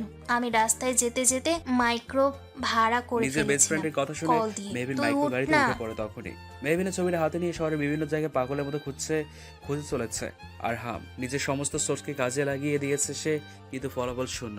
অন্যদিকে মেহবিন অন্তুর কথা শুনে গাড়িতে উঠতেই মেহবিন দেখতে পায় কিছু কালো কুচকুচে হ্যাংলা পাতলা লোক গাড়িতে বসে আছে। তাদের সকলের মুখেই কুৎসিত হাসির রেশ। তাদের মধ্যে একজন বলে উঠল, অবশেষে আমরা আমাদের শিকার পেয়ে গেলাম। ধন্যবাদ তোমাকে অন্তু, আমাদের সাহায্য করার জন্য। সময় মতো তুমি তোমার পেমেন্ট পেয়ে যাবে। কথাটা শুনে মেহবিনের হাত পা কাঁপাকাঁপি শুরু হয়ে গেল। তার মানে অন্তু আরামের সেই শত্রুদের সাথে মিলেছিল। গরিব ঘরের মেয়ে অন্তু, কিন্তু টাকার বিনিময়ে নিজের বন্ধুদেরকে কাজে লাগিয়ে মেহবিনের সাথে এত বড় প্রতারণা করলো। যারা মেহবিনকে খুন করার জন্য এতদিন ধরে প্রতীক্ষার প্রহর গুনছিল, তাদেরকেই এতদিন ধরে অন্তু সাহায্য করে আসছিল। মেহবিন ছলছল নয়নে অন্তুর দিকে তাকাতে সে দেখতে পেল অন্তু মাথা নিচু করে রেখেছে। মেহবিন এতটা থমকে গিয়েছিল যে তার মুখ থেকে টু শব্দ বের হচ্ছিল না। চিৎকার করার শব্দটুকু করার শক্তিও যেন পাচ্ছিল না সে। নিজের সপ্তাহে গাছের বন্ধু থেকে এমন বেইমানি সহ্য করা কারো পক্ষেই সম্ভব নয়। মেহবিন শুধু মেয়ে যাওয়া গলায় বলল, অন্তু, তার মানে আমাকে বাড়ি থেকে পালিয়ে এখানে নিয়ে আসার পরিকল্পনা তোর ছিল? তুই আমার সাথে এইভাবে বেইমানি করতে পারলি সামান্য কটা টাকার জন্য? তোকে তো আমি বোন মনে করতাম রে, কেন আমায় ঠকালি? কথাগুলো বলেই শব্দ করে কেঁদে ফেলল মেহবিন। সে পুনরায় বলল, প্রতারক, কম ভালোবেসেছি তোকে, তোর কোনোদিন ভালো হবে না। ঠকিয়েছিস না, একদিন ঠকবি, খুব ভালো করে ঠকবি। মনে রাখবি, অন্যায় করে কেউ পার পায় না। আল্লাহ ছাড় দেন, কিন্তু ছেড়ে দেন না। গাড়িতে থাকা গুন্ডাগুলো বিরক্ত হয়ে একে অপরের দিকে তাকিয়ে মেহবিনের কান্না শুনে তার মুখে স্প্রে দিয়ে দিল। সাথে সাথে অজ্ঞান হয়ে ঢলে পড়ল মেহবিন। একজন লোক ফোনে কল করে সেই মহিলাকে জানালো, ম্যাডাম, কাজ হয়ে গেছে, পাখি এখন আমাদের কবজায়। আমরা এখনই ডেরে নিয়ে আসি। লোকটি ফোন রাখতেই গাড়ি চলতে শুরু করলো। মেহবিনকে নিয়ে তারা চলে গেল। অন্তু মাটিতে ধপ করে বসে পড়লো হাতে মুখ দিয়ে। সে হয়তো অনেক বড় ভুল করে ফেলেছে টাকার লোভে। মায়েরা অফিসে বসে একটা ম্যাপ হাতে নিয়ে সমস্ত জায়গাগুলো ভালো করে দেখে নিচ্ছে, কোথায় কোথায় মেহবিনে যাওয়ার সম্ভাবনা রয়েছে। আরাম তখনই আরিয়ানকে সাথে নিয়ে কেবিনের চেয়ারে গিয়ে বসে পড়ে। প্রচণ্ড মাথা ব্যথা করছে তার থেকে বেশি বুকে যন্ত্রণা করছে। মায়েরা আরামের হাতে একটা ফাইল ধরিয়ে বলল, কিছু জায়গার ডিটেলস পাওয়া গিয়েছে আরহাম, তুমি চিন্তা করো না আরহাম, আমরা মেহবিনকে খুঁজে পেয়ে যাব। ড্যামেজ, আমি কেন একটু আগে আসলাম না? তাহলেই তো মেহবিন বেরিয়ে যেত না। এমনি শত্রুরা মেহবিনের ক্ষতি করার জন্য উৎ পেতে আছে। আরামের কথা শুনে মায়েরাও কিছুটা চিন্তার সুরে বলে, তার মধ্যে আবার ওই বেস্ট ফ্রেন্ড কি যেন নাম, অন্তু, ওকেও তো খুঁজে পাওয়া যাচ্ছে না। মেয়েটাকে আমার একদমই সুবিধার মনে হচ্ছে না। মায়ের কথা শুনে আরহাম ভ্রু কুঁচকে ফেলে। হুট করেই কাকে যেন ফোন করে কিছু বলে। আরিয়ান এক প্রকার তেরে গিয়ে বলল, কার নামে কি বলছো তুমি? তোমার মাথা কি ঠিক আছে? মেহুকে অন্তত নিজের থেকেও ভালোবাসে। তুমি আদৌ ভেবে বলছো অন্তুর মতো ইনোসেন্ট একজন মেয়েকে এসবের মাঝে ফাঁসাচ্ছ তুমি? মায়েরা মুখ বেঁকিয়ে আরিয়ানের দিকে আঙ্গুল তাক করে বলল, দেখো আরিয়ান, আমরা তোমার মতো ইমোশনাল না, বুঝলে? ইমোশন দিয়ে কিচ্ছু হয় না। বলে চেঁচাতেই আরহাম টেবিলে একটা জোরে পাঞ্চ মেরে বলল, এখানে কি শুরু করলি তোরা? আমাকে বুঝিয়ে বল। এখন আমাদের সব থেকে বড় কাজ হচ্ছে মেহবিনকে খুঁজে বের করা। তা না করে তোরা ঝগড়া করে যাচ্ছিস। এক একটা সেকেন্ড আমাদের জন্য অনেক ইম্পর্টেন্ট। যত সময় গড়িয়ে যাচ্ছে ততই মেহুর লাইফে রিস্ক বেড়ে যাচ্ছে। মায়েরা এবং আরিয়ান দুজনে মাথা নাড়ায়, কিন্তু অন্তুকে নিয়ে মায়েরার মুখে এমন আজে বাজে কথা শুনে আরিয়ানের মাথায় কাজ করা এক প্রকার বন্ধ হয়ে গিয়েছিল। অন্তুর প্রতি সেই প্রথম থেকে আরিয়ানের মনের গহীনে এক বিশেষ জায়গা রয়েছে, কিন্তু সে কি আদৌ জানে সে একজন ভুল মানুষকে মন দিয়ে বসছে? আরিয়ানের ভাবনার মাঝে আরামের ফোনে পুনরায় কল আসে। আরাম কল রিসিভ করতে আরামের অধরের কোনো আলতো বাঁকা করে হাসি ফুটে ওঠে। আরামকে হাসতে দেখে মায়েরা এবং আরিয়ান দুজনে অবাক হয়ে গেল। লেটস মুভ, আমাদের একটা সেকেন্ড ওয়েস্ট করা যাবে না। আরাম কথাটি বলে বেরিয়ে গেল। অপরদিকে মেহবিনকে একটা বদ্ধ জায়গায় বন্দি করে রাখা হয়েছে। চারপাশে ঘুটঘুটে অন্ধকার। মেহবিন পিটপিট করে তাকিয়ে অন্ধকারের মাঝে এক মহিলার অবয়ব দেখতে পেল। মহিলা ছেলেগুলোকে বলেছে,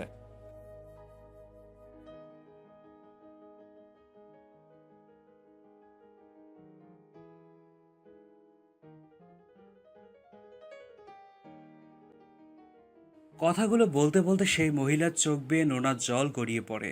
মহিলার কথাগুলো শুনে ভয়ে হাত পা কাঁপাকাঁপি শুরু হয়ে যায় মেহবিনের। তার মানে শুধুমাত্র আরামের প্রতি নয়, তার বাবার প্রতি পুরনো ক্ষোভ থেকেও মহিলাটি তাকে মেরে ফেলতে চাইছে। কিন্তু মহিলার গলার স্বর তো পরিচিত মনে হচ্ছে কেন? সে ভালো করে দেখাতেই এক প্রকার থমকে যায়। আর কত কিছু আল্লাহ তাকে দেখাবে, হ্যাঁ?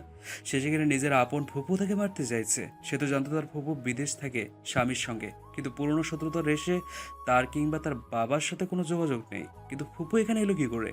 সে তার প্রতিশোধ নেওয়ার জন্য এতটাই ব্যাকুল হয়ে গিয়েছে, নিজের ভাইয়ের মেয়েকে খুন করতে এত পরিকল্পনা করেছে, হ্যাঁ? মেহবিনের মাথা ঘুরাচ্ছে। একের পর এক কাছের লোকের থেকে আঘাত পেয়ে সে এক প্রকার চূর্ণ বিচূর্ণ হয়ে গিয়েছে। মিসেস জুলির কথা শুনে 3-4 ছেলে ভিতরে প্রবেশ করলো, যারা মেহবিনকে ধরে নিয়ে এসেছিল।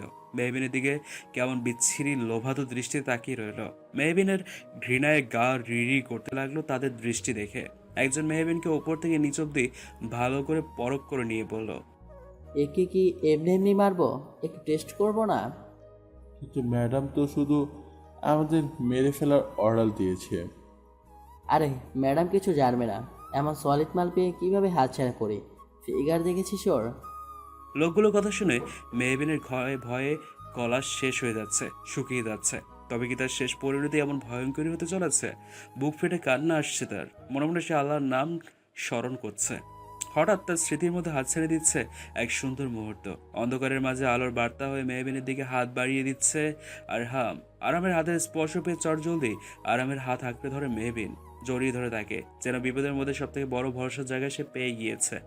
আরাম শক্ত করে মেহবিনকে জড়িয়ে ধরে, কিন্তু তার নিচেই মেহবিনের কল্পনা। নরপশুগুলো তার দিকে এগিয়ে আসছে। মেহবিন, আরাম সাহেব বলেই চেঁচিয়ে ওঠে। অন্ধকারের মাঝে সেই পশুগুলো ঝাঁপিয়ে পড়ে। অপরদিকে আরহাম গাড়ি সর্বোচ্চ গতিতে চালিয়ে যাচ্ছে। তার মস্তিষ্কে একটাই চিন্তা ঘুরপাক খাচ্ছে, যে করে হোক তাকে পৌঁছতে হবে, নাহলে তার প্রেয়সীর অনেক বড় ক্ষতি হয়ে যাবে। মেহবিন স্তব্ধ হয়ে বসে আছে। এত বড় ঘটনা কিভাবে মুহূর্তেই ঘটে গেল তার চোখের সামনে, অথচ সে কিছুই বুঝতে পারলো না, কিছুই করতে পারলো না। টপটপ করে চোখে জল পড়তে লাগলো তার আখি জোড়া দিয়ে। তখনই মেহবিনকে কাঁদতে দেখে শক্ত করে বুকের মাঝে শক্ত করে আঁকড়ে ধরে মেহবিন হেসকি তুলে কেঁদেই যাচ্ছে। মেহবিনের কান্নার আওয়াজে আরামের বুকের ভিতর মোচড় দিয়ে উঠছে। কখনো খারাপ লাগলো সে মেহবিনকে থামালো না। প্রিয়জনদের কাছ থেকে এত বড় প্রতারণা সত্যিই বেদনাদায়ক। তার মধ্যে সবেমাত্র বেশ কঠিন ধাক্কার সম্মুখীন হয়েছে মেহবিন। তাকে নিজেকে সামলানোর সময়টুকু দেওয়া তো প্রয়োজন। মেহবিনের মনে পড়ে যায় কয়েক ঘন্টা আগের কথা। লোকগুলো এগিয়ে আসছিল মেহবিনের দিকে। তখনই সেখানে একজন ছেলে এসে বলে, বস তাড়াতাড়ি আসুন, পাশের রুমে আগুন লেগেছে। আগুন আগুন লাগার শব্দ শুনে ছেলেগুলো দৌড়ে পাশের রুমে ছুটে চলে যায়। মেহবিনের ভয়ে জড়সড় হয়ে বসে থাকে। তখনই সেখানে হুট করে লুকিয়ে অন্তু চলে আসে। অন্তুকে দেখে আরেকটু পিছিয়ে উঠে যায় মেহবিন। সে রাগে ক্ষিপ্ত হয়ে অন্তুর দিকে ঘৃণা দৃষ্টি নিক্ষেপ করে বলে, তুমি তুমি এখানে কেন এসেছো? আর কত ঘৃণা পেতে চাও তুমি? কি মজা দেখতে এসেছো কি করে আমাকে ধর্ষণ করে খুন করবে? সেই মজা নিতে এসেছো? আচ্ছা বসো বসো, ভালো করে বসে মজা দেখো। তোমার থেকে আর কি বা আশা করা যায়, বেঈমান একটা। মেহবিনের শেষের কথাগুলো বুক ছেদ করে উঠলো অন্তুর। তার মা ছাড়া তার কেউ নেই পৃথিবীতে। সেই মায়ের কঠিন রোগ ধরা পড়েছে, অনেক টাকা লাগবে। সেই টাকা জোগাড় করতে না পারলে তার মাকে বাঁচানো যাবে না। অন্তু যথাসাধ্য চেষ্টা করেছিল টাকা জোগাড় করার, কিন্তু সে ব্যর্থ হয়েছিল। তখন বিশাল এক অঙ্কের টাকার অফার পায় মিসেস জুলির কাছ থেকে। তখন নিজের বিবেক মনুষ্যত্বকে এক প্রকার বিসর্জন দিয়ে নিজের প্রাণের প্রিয় বেস্ট ফ্রেন্ডকে তার শত্রুদের হাতে তুলে দেয় সে। কিন্তু মনের এক কোণে অনুতপ্তের এক আলোর রেশ ফুটে ওঠে। মেহবিনের থেকে বেইমানির কটাক্ষ বাণী শুনে নিজেকে সামলাতে পারেনি সে। ছুটে চলে এসছে সে। পাশের ঘরে আগুন দিয়ে সে নিজেই লাগিয়েছে। সে জানে তার মা যদি জানতে পারে তার মেয়ে একজন মেয়ের জীবনের বিনিময়ে পাওয়া টাকা থেকে তার চিকিৎসা করাচ্ছে, তাহলে তো অন্তুর মা এমনিতেই মারা যাবে। সবকিছু ভেবে দীর্ঘশ্বাস ফেলে অন্তু মেহবিনের কাছে গিয়ে মেহবিনের বাঁধন খুলতে খুলতে বলে, আমি জানি বোন, আমি তোর চোখে একজন বেঈমান, নিকৃষ্ট একজন মেয়ে। আমি লোভী, আমি জানি। কিন্তু শেষ সময় এসে আমার বিবেক আমাকে এখানে অবধি আসতে বাধ্য করেছে।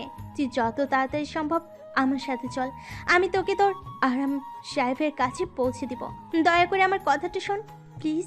মেহবিন এক হেঁচকায় অন্তুর হাত সরিয়ে দিয়ে অন্তুর গালে ঠাঁটিয়ে জ্বর বসিয়ে দিয়ে বলে, লজ্জা করে না এই মুখ আমার সামনে আসতে? তুই তো বেস্ট ফ্রেন্ডের নামের কলঙ্ক। তোকে থু মারতে ইচ্ছে করছে। কি করে ভাবলি আমি তোকে আবারও বিশ্বাস করব? এখানে থাকলে এমনিতেও তোকে মরতেই হবে মেহু। প্লিজ, পিছনে একটা দরজা আছে, জলদি বেরিয়ে যা। মেহবিন এবং অন্তুর কথা কাটির মাঝে অন্তু শুনতে পায় সেই ছেলেগুলোর পায়ের আওয়াজ। সেই ছেলেগুলো আসছে। অন্তু মেহবিন হাত টেনে একেবারে জোর করে পেছনের দরজা দিয়ে এক প্রকার ধাক্কা দিয়ে বলে, মেহু, তুই এক্ষুনি পালিয়ে যা। কিন্তু অন্তু, কোনো কিন্তু না, পালিয়ে যা মেহবিন, সময় নেই, না হলে ওরা মেরে ফেলবে তোকে। প্লিজ চলে যা, আল্লাহর কসম তুই চলে যা। আমি ওদের হয়ে কাজ করেছি, ওরা আমার কিছু করবে না, তুই দয়া করে পালিয়ে যা। ততক্ষণে ছেলেগুলো রুমে ঢুকে চিল্লিয়ে বলে। কি হচ্ছে এখানে? ছেলেগুলো কণ্ঠ শুনে মেহবিনের মুখের ওপর দরজা লাগিয়ে দিয়ে সেই দরজার সামনে ভয়ে ভয়ে দাঁড়িয়ে থাকে অন্তু। ছেলেগুলো মেহবিনকে না দেখে খেপে যায় এবং অন্তুকে দেখে তাদের বুঝতে বাকি থাকে না অন্তুই সব কাণ্ড ঘটিয়েছে। একজন ছেলে অন্তুর গাল চেপে ধরে। কুত্তার বাচ্চা, কি করলি তুই এটা? আমাদের থেকে এত মোটা অঙ্কের টাকা নিয়ে আমাদের সাথে বেমানি করলি? আরেকজন চেলাও সাথে তাল মিলিয়ে বলে। সলি একটা তুমকো সাপ। অন্তু নিজের মুখ ছাড়িয়ে চেঁচিয়ে বলে ওঠে। হ্যাঁ, নিয়েছি টাকা। টাকা লোভে আমি অন্ধ হয়ে নিজের মনুষ্যত্বকে এক প্রকার হারিয়ে ফেলেছিলাম, কিন্তু এখন আমি যা করেছি একদম সঠিক করেছি, তাতে আমার বিন্দু মাত্র আক্ষেপও নেই। সেই ছেলেটি অর্থাৎ মন্টু চেঁচিয়ে বলে। এত চেস, এত কিছুর পরেও শালিকে ভালো করে ধরে ফেলতো না। ওর তেজ আমি আসে কমাবো। এমনিতে ওই মেয়ে তো হাতের বাইরে চলে গিয়েছে, খুঁজেও লাভ হবে না, কিন্তু একে কিছুতেই ছাড়া যাবে না। আমাদের করা এতদিনের পরিকল্পনা ভেসে দিয়েছে। ও কিভাবে সমাজে মুখ দেখায় আমিও দেখব। মন্টুর কথার সাথে সকলে তাল মিলিয়ে হিংস্র পশুর ন্যায় এগিয়ে যায় অন্তুর দিকে। অপরদিকে মেহবিনের উপায় না পেয়ে দৌড়তে থাকে। সে জানে না সে কোথায় যাচ্ছে, কিন্তু তাকে যে করে হোক আরামের সাথে যোগাযোগ করতেই হবে। অন্তুর যাই বলো, সে জানে অন্তুর জীবন কতটা ঝুঁকিপূর্ণ, অন্তুকে বাঁচাতেই হবে তাকে। সে বেমানি করলেও শেষ পর্যন্ত নিজের বিবেকের তাড়নায় পড়ে মেহবিনকে বাঁচিয়েছে। তাকেও যে করে হোক অন্তুকে বাঁচাতে হবে। হাঁটতে হাঁটতে মেহবিন এক গাড়ির সামনে চলে আসে। মেহবিনকে দেখে আরাম গাড়ির ব্রেক কষে পেছনে পুলিশের ফোর্সের গাড়িগুলো ছিল। গাড়ি থেকে আরাম বেরিয়ে আসে। আরামের সঙ্গে মায়েরা এবং আরিয়ানও বেরিয়ে আসে। আরামকে দেখে এক দৌড়ে ছুরিকে আরামকে জড়িয়ে ধরে জোরে জোরে নিঃশ্বাস ফেলতে ফেলতে হাঁপাতে থাকে মেহবিন। মেহবিনকে দেখে যেন কলিজায় পানি চলে আসে আরামের। তার প্রেয়সীকে সে পেয়েছে। মহান আল্লাহর কাছে লাখ লাখ শুকরিয়া জানায় সে। অতঃপর আরাম মেহবিনের গালে হাত রেখে বলে, মেহু, তুমি ঠিক আছো তো? এইভাবে হাঁপাচ্ছ কেন? আর সেই গুন্ডাগুলো কই যারা তোমাকে কিডন্যাপ করেছিল? মেহবিন জোরে জোরে নিঃশ্বাস নিতে নিতে বলে, আমাদের সময় নেই আরহাম সাহেব, দ্রুত চলুন, না হলে অন্তুকে ওরা মেরে ফেলবে। প্লিজ চলুন। আরিয়ান উত্তেজিত হয়ে বলে। ওরা অন্তুকে মেরে ফেলবে মানে? কারা মেরে ফেলবে? কোথায় অন্তু? মায়েরা আরিয়ানকে শান্ত করে মেহবিনকে জানায় সে যেন তাদের সেখানে নিয়ে যায়। মেহবিন আরামসহ সকল পুলিশ ফোর্সকে নিয়ে সে ডেরায় পৌঁছে যায়। পুলিশ এসে শুনে মন্টু তার চেলাপেলা এবং মিসেস জুলি পালিয়ে যেতে চায়, কিন্তু তারা ব্যর্থ। পুলিশ এসেই তাদের অ্যারেস্ট করে ফেলে। মিসেস জুলি একবার আরাম এবং মেহবিনের দিকে তাকায়। মেহবিন ঘৃণায় মুখ সরিয়ে ফেলে। তাদের পুলিশের গাড়িতে ওঠানোর সাথে সাথেই আরিয়ান, আরহাম, মেহবিন এবং মায়েরা সেই রুমে ছুটে যায় যেখানে অন্তুকে রাখা হয়েছিল। মেহবিন রুমে গিয়েই মুখ চেপে চিৎকার করে ওঠে। আশেপাশে ছেঁড়া জামা কাপড় ছড়িয়ে ছিটিয়ে আছে। পাশে রয়েছে রক্তাক্ত নিস্তেজ অন্তুর দেহখানা। মানুষ রূপে সেই পশুগুলো ছিঁড়ে ছিঁড়ে খেয়েছে অন্তুকে। অন্তু পিটপিট করে মেহবিনের দিকে তাকিয়ে আছে। আরিয়ানা এক মুহূর্তের জন্য থমকে যায় নিজের প্রিয় মানুষের এমন করুণ দশা দেখে। মেহবিন কাঁদতে কাঁদতে নিজের ওড়না নিয়ে এগিয়ে যায় অন্তুর দিকে। আরিয়ানও নিজেকে সামনে নিজের গায়ের ব্লেজারটুকু ভালো করে অন্তুর গায়ে জড়িয়ে রাখে। তার আখি জোড়াও অশ্রুসিক্ত হয়ে উঠেছে। অন্তু মেহবিনের হাতখানা চেপে কাঁপা কাঁপা গলায় শুধায়, সত্যি আজ আমি আমার বেইমানির শাস্তি পেয়ে গেলাম মেহু। অন্তুর পরিণতির কথা ভাবতেই ফের কেঁদে ফেলে মেহবিন। আরাম তাকে বুকে আগলে রেখেছে। এত কিছুর মধ্যে মেহবিন বেশ বড় একটা ট্রমার মধ্যে রয়েছে। সকলে মিলে কিছুক্ষণ আগে অন্তুকে হসপিটালে নিয়ে এসছে। আরিয়ান তার সর্বোচ্চ দিয়ে অন্তুর চিকিৎসা করেছে। অন্তুর অবস্থা বেশ খারাপের দিকেই চলে যাচ্ছে। মায়েরা মিসেস জুলি এবং সেই ধর্ষকদের থানায় নিয়ে গিয়েছে। অন্তুর অবস্থা দেখে মেহবিন নিজেকে সামলাতে পারছিল না, তাই আরহাম মেহবিনকে হসপিটালের বাইরে বাগানে নিয়ে আসে। সে কিছুক্ষণ পরে আরহামের মেহবিনকে সোজা করে বসিয়ে শান্ত গলায় বলে, স্টপ জান, আর কাঁদবে না। অনেক কেঁদেছো তুমি। তুমি কি বোঝো না? তুমি কাঁদলে আমার বুকে ব্যথা হয়, যন্ত্রণা হয়, বেশ অদ্ভুত যন্ত্রণা হয়। কথাটি বলেই মেহবিনের থুতনি উঁচু করে পরম আদরে ভালোবাসে স্পর্শ এঁকে দেয়। মেহবিন কিছুটা শান্ত হয়। আরহাম আলতো সুরে প্রশ্ন করে, এখন কেমন লাগছে? ঠিক আছো তো? এখন কিছুটা বেটার লাগছে। মেহবিনের উত্তরে আরহাম মেহবিনের হাত ধরে অনুনয়ের স্বরে বলে, যে কোনো সম্পর্কের শিকড় হচ্ছে বিশ্বাস। সেই বিশ্বাসের শিকড় যদি একবার নড়ে যায়, সেই সম্পর্ক ভিত্তিহীন হয়ে যায়। ভালোবাসার থেকেও বিশ্বাসের মূল্য বেশি, প্রেয়সী। আরহামের কথাগুলো শুনে নীরবে আখিজোড়া বুঝে কিছুক্ষণ ভাবতে লাগলো মেহবিন। আজ যদি সে আরামের ওপর একটু ভরসা করে বিয়ের দিন পালিয়ে না যেত, তাহলে এমন কিছু ঘটতোই না। অন্তর এই পরিণতির জন্য তো সে নিজেও দায়ী। মেহবিনের ভাবনার মাঝেই আরাম ফের বলে, একটা অনুরোধ রাখবে প্রেয়সী? যতই কঠিন মুহূর্ত আসুক, আমার উপর বিশ্বাস হারাবে না। তোমার আরহাম সাহেব সব সময় আমাদের ভালোবাসার হেফাজত করবে। মেহবিন নাক টেনে হেঁচকি তুলে কেঁদে দেয়। বুক ফেটে কান্না আসছে তার। মানুষটা তাকে কতটা ভালোবাসে, শুধুমাত্র তাকে তার শত্রুদের নজর থেকে রক্ষা করার জন্য দিনের পর দিন নিজের ভালোবাসাকে লুকিয়ে বিয়ের মিথ্যে নাটক করে গিয়েছে, অথচ মেহবিন শুধুমাত্র তাকে ভুলই বুঝে গিয়েছে। মেহবিন কিছুক্ষণ স্থির থেকে কান্না থামিয়ে আরামের সাথে অন্তুর ক্যাবিনের সামনে যায়। কাচের ফাঁক থেকে অন্তুর নিস্তেজ মুখশ্রীখানা দেখা যাচ্ছে। অক্সিজেন দেওয়া হয়েছে অন্তুকে, শরীরে রক্তের পরিমাণও কম দেখা যাচ্ছে। আরিয়ান তো সর্বোচ্চ চেষ্টা দিয়ে অন্য ডক্টরদের সাথে নিয়ে চিকিৎসা করে যাচ্ছে অন্তুর, যেন অন্তুকে বাঁচানো যায়। কিন্তু অন্তুর অতিরিক্ত রক্তক্ষরণ হয়ে গিয়েছে। মানুষরূপী পশুগুলো অন্তুর ধর্ষণের পরে তাকে বেশ কিছুক্ষণ ছুরি দিয়ে আঘাত করেছে। আরিয়ান একের পর এক ইনজেকশন পুশ করে যাচ্ছে অন্তুর শরীরে। বেশ কয়েক ব্যাগ রক্ত ইতিমধ্যে অন্তুর শরীরে দেওয়া হয়েছে, কিন্তু তেমন সুবিধা হচ্ছে না। আরিয়ানের অবস্থা পাগলের মতো হয়ে যাচ্ছে। সময় যত গড়াচ্ছে অন্তুর অবস্থা ততই অবনতির দিকে যাচ্ছে। মেহবিন কাচের ফাঁক থেকে সবকিছু দেখে বিড়বিড়িয়ে বলে, সব আমার দোষ, আমার। আজ অন্তুর কিছু হয়ে গেলে আমি অন্তুর মাকে কি করে জবাব দিব? আমিও তো দোষী। আমার বন্ধুটা আমার জন্য শেষ হয়ে যাবে, তাহলেও তো আমিও খুনি। মেহবিনের কথা শুনে আরহাম মেহবিনের বাহু চেপে শক্ত গলায় বলল, এইসব কি বলে যাচ্ছ মেহবিন? এইখানে তোমার দোষ কোথায়? ওই ধর্ষকরা আজ অন্তুর এই অবস্থার জন্য দায়ী, তার জন্য ওরা যথাযথ শাস্তি পাবে। কিন্তু ওর টার্গেট তো অন্তু ছিল না আরহাম সাহেব, আমি ছিলাম। আমাকে বাঁচাতে গিয়েই অন্তুর এই অবস্থা। আমি দোষী আরহাম সাহেব। অন্তু যদি না বাঁচে কি হবে আরহাম সাহেব? আমি অন্তুর মাকে কি জবাব দেব? মেহবিন কথাগুলো বলতে বলতে মাটিতে বসে মাথায় হাত দিয়ে চিৎকার করে কেঁদে ওঠে। আরহামও মেহবিনের পাশে বসে মেহবিনের গালে হাত রেখে বলে, লিসেন মেহবিন, আমার কথা বোঝার চেষ্টা করো তুমি। এত কিছুর মধ্যে তোমার দোষ নেই। অন্তু অন্যায় করেছে বলে আজ তার এই দশা। হ্যাঁ, কিন্তু সে শেষ মুহূর্তে এসে নিজের ভুল বুঝতে পেরে নিজের জীবনের বিনিময়ে তোমাকে বাঁচিয়েছে। তাই ওই ধর্ষকদের সব খুব অন্তুর উপর গিয়েছে। এতে তোমার দোষ নেই মেহবিন। প্লিজ নিজেকে এইভাবে দোষারোপ করো না। কিচ্ছু হবে না অন্তুর। আরিয়ান একজন গ্রেট ডক্টর। আরিয়ান তার সর্বোচ্চ চেষ্টা দিয়ে অন্তুকে ঠিক বাঁচিয়ে নেবে। আমাদের শুধু মহান আল্লাহর উপর ভরসা রাখতে হবে। মহান আল্লাহ তাআলা মাঝে মাঝে আমাদের পরীক্ষা নিয়ে থাকেন। আনাস রাদিয়াল্লাহু আনহু নবী সাল্লাল্লাহু আলাইহি সাল্লাম থেকে বর্ণিত, তিনি বলেন, বিপদ যত বড় হবে প্রতিদানও তত মহান হবে। আল্লাহ তাআলা যখন কোনো জাতিকে ভালোবাসেন তখন তাদেরকে বিপদে ফেলে পরীক্ষা করেন। যেই লোক তাতে বিপদে সন্তুষ্ট থাকে তার জন্য রয়েছে আল্লাহ তাআলার সন্তুষ্ট। আরামের কথা শুনে নিজের ভুল ভাবনা থেকে বেরিয়ে এলো মেহবিন।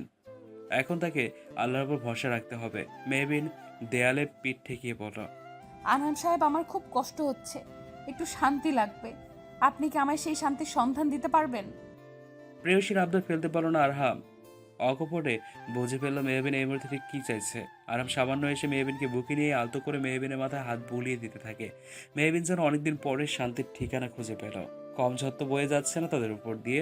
আজ আরামে ভালোবাসার ছোঁয়া একটু একটু করে তাদের জীবনের ঝড় যেন থেমে যাচ্ছে। মেহবিন ঘুমের দেশে অজান্তেই তলিয়ে গেল। মেহবিনকে ঘুমিয়ে যেতে দেখে আরহাম মেহবিনকে কোলে নিয়ে আরিয়ানের ক্যাবিনে থাকা ছোট্ট রেস্টরুমে শুয়ে দিল এবং একজন নার্সকে মেহবিনের দায়িত্ব দিয়ে হসপিটাল থেকে বেরিয়ে গেল। হুট করেই তার নেত্রপল্লব ক্রোধের টকটকে লাল হয়ে গেল। আর যাদের জন্য মেহবিন এত কষ্ট পাচ্ছে, একটি মেয়ের জীবন আর যাদের জন্য ঝুঁকিতে, তাদের সে কিছুতেই ছাড়বে না। মায়েরা অফিসের বসে মিসেস জুলির একের পর এক ফাইল চেক করছে। তাকে রিমান্ডে নেওয়া হয়েছে এবং সেই ছেলেগুলোকে মায়ের পাশের রুমে রাখা হয়েছে, যেখান থেকে শোনা যাচ্ছে সেই ছেলেগুলোর ভয়ঙ্কর আর্তনাদ। সেই আর্তনাদ শুনে মায়ের অধরের কোণে বাঁকা হাসি ফুটে ওঠে। অফিসার আরহাম হাসান তালুকদারের হাতে পড়েছে তারা। আরহাম তার কাঠের লাঠি দিয়ে সব কয়টা ধর্ষকদের ইচ্ছে মতো বেড়ে যাচ্ছে। যতবারই তার চোখের সামনে মেহবিনের অসহায় মুখশ্রী এবং অন্তুর সেই রক্তমাখা নিস্তেজ দেহখানা ভেসে উঠছে, ততবারই তার মস্তিষ্কে রক্ত চেপে উঠেছে।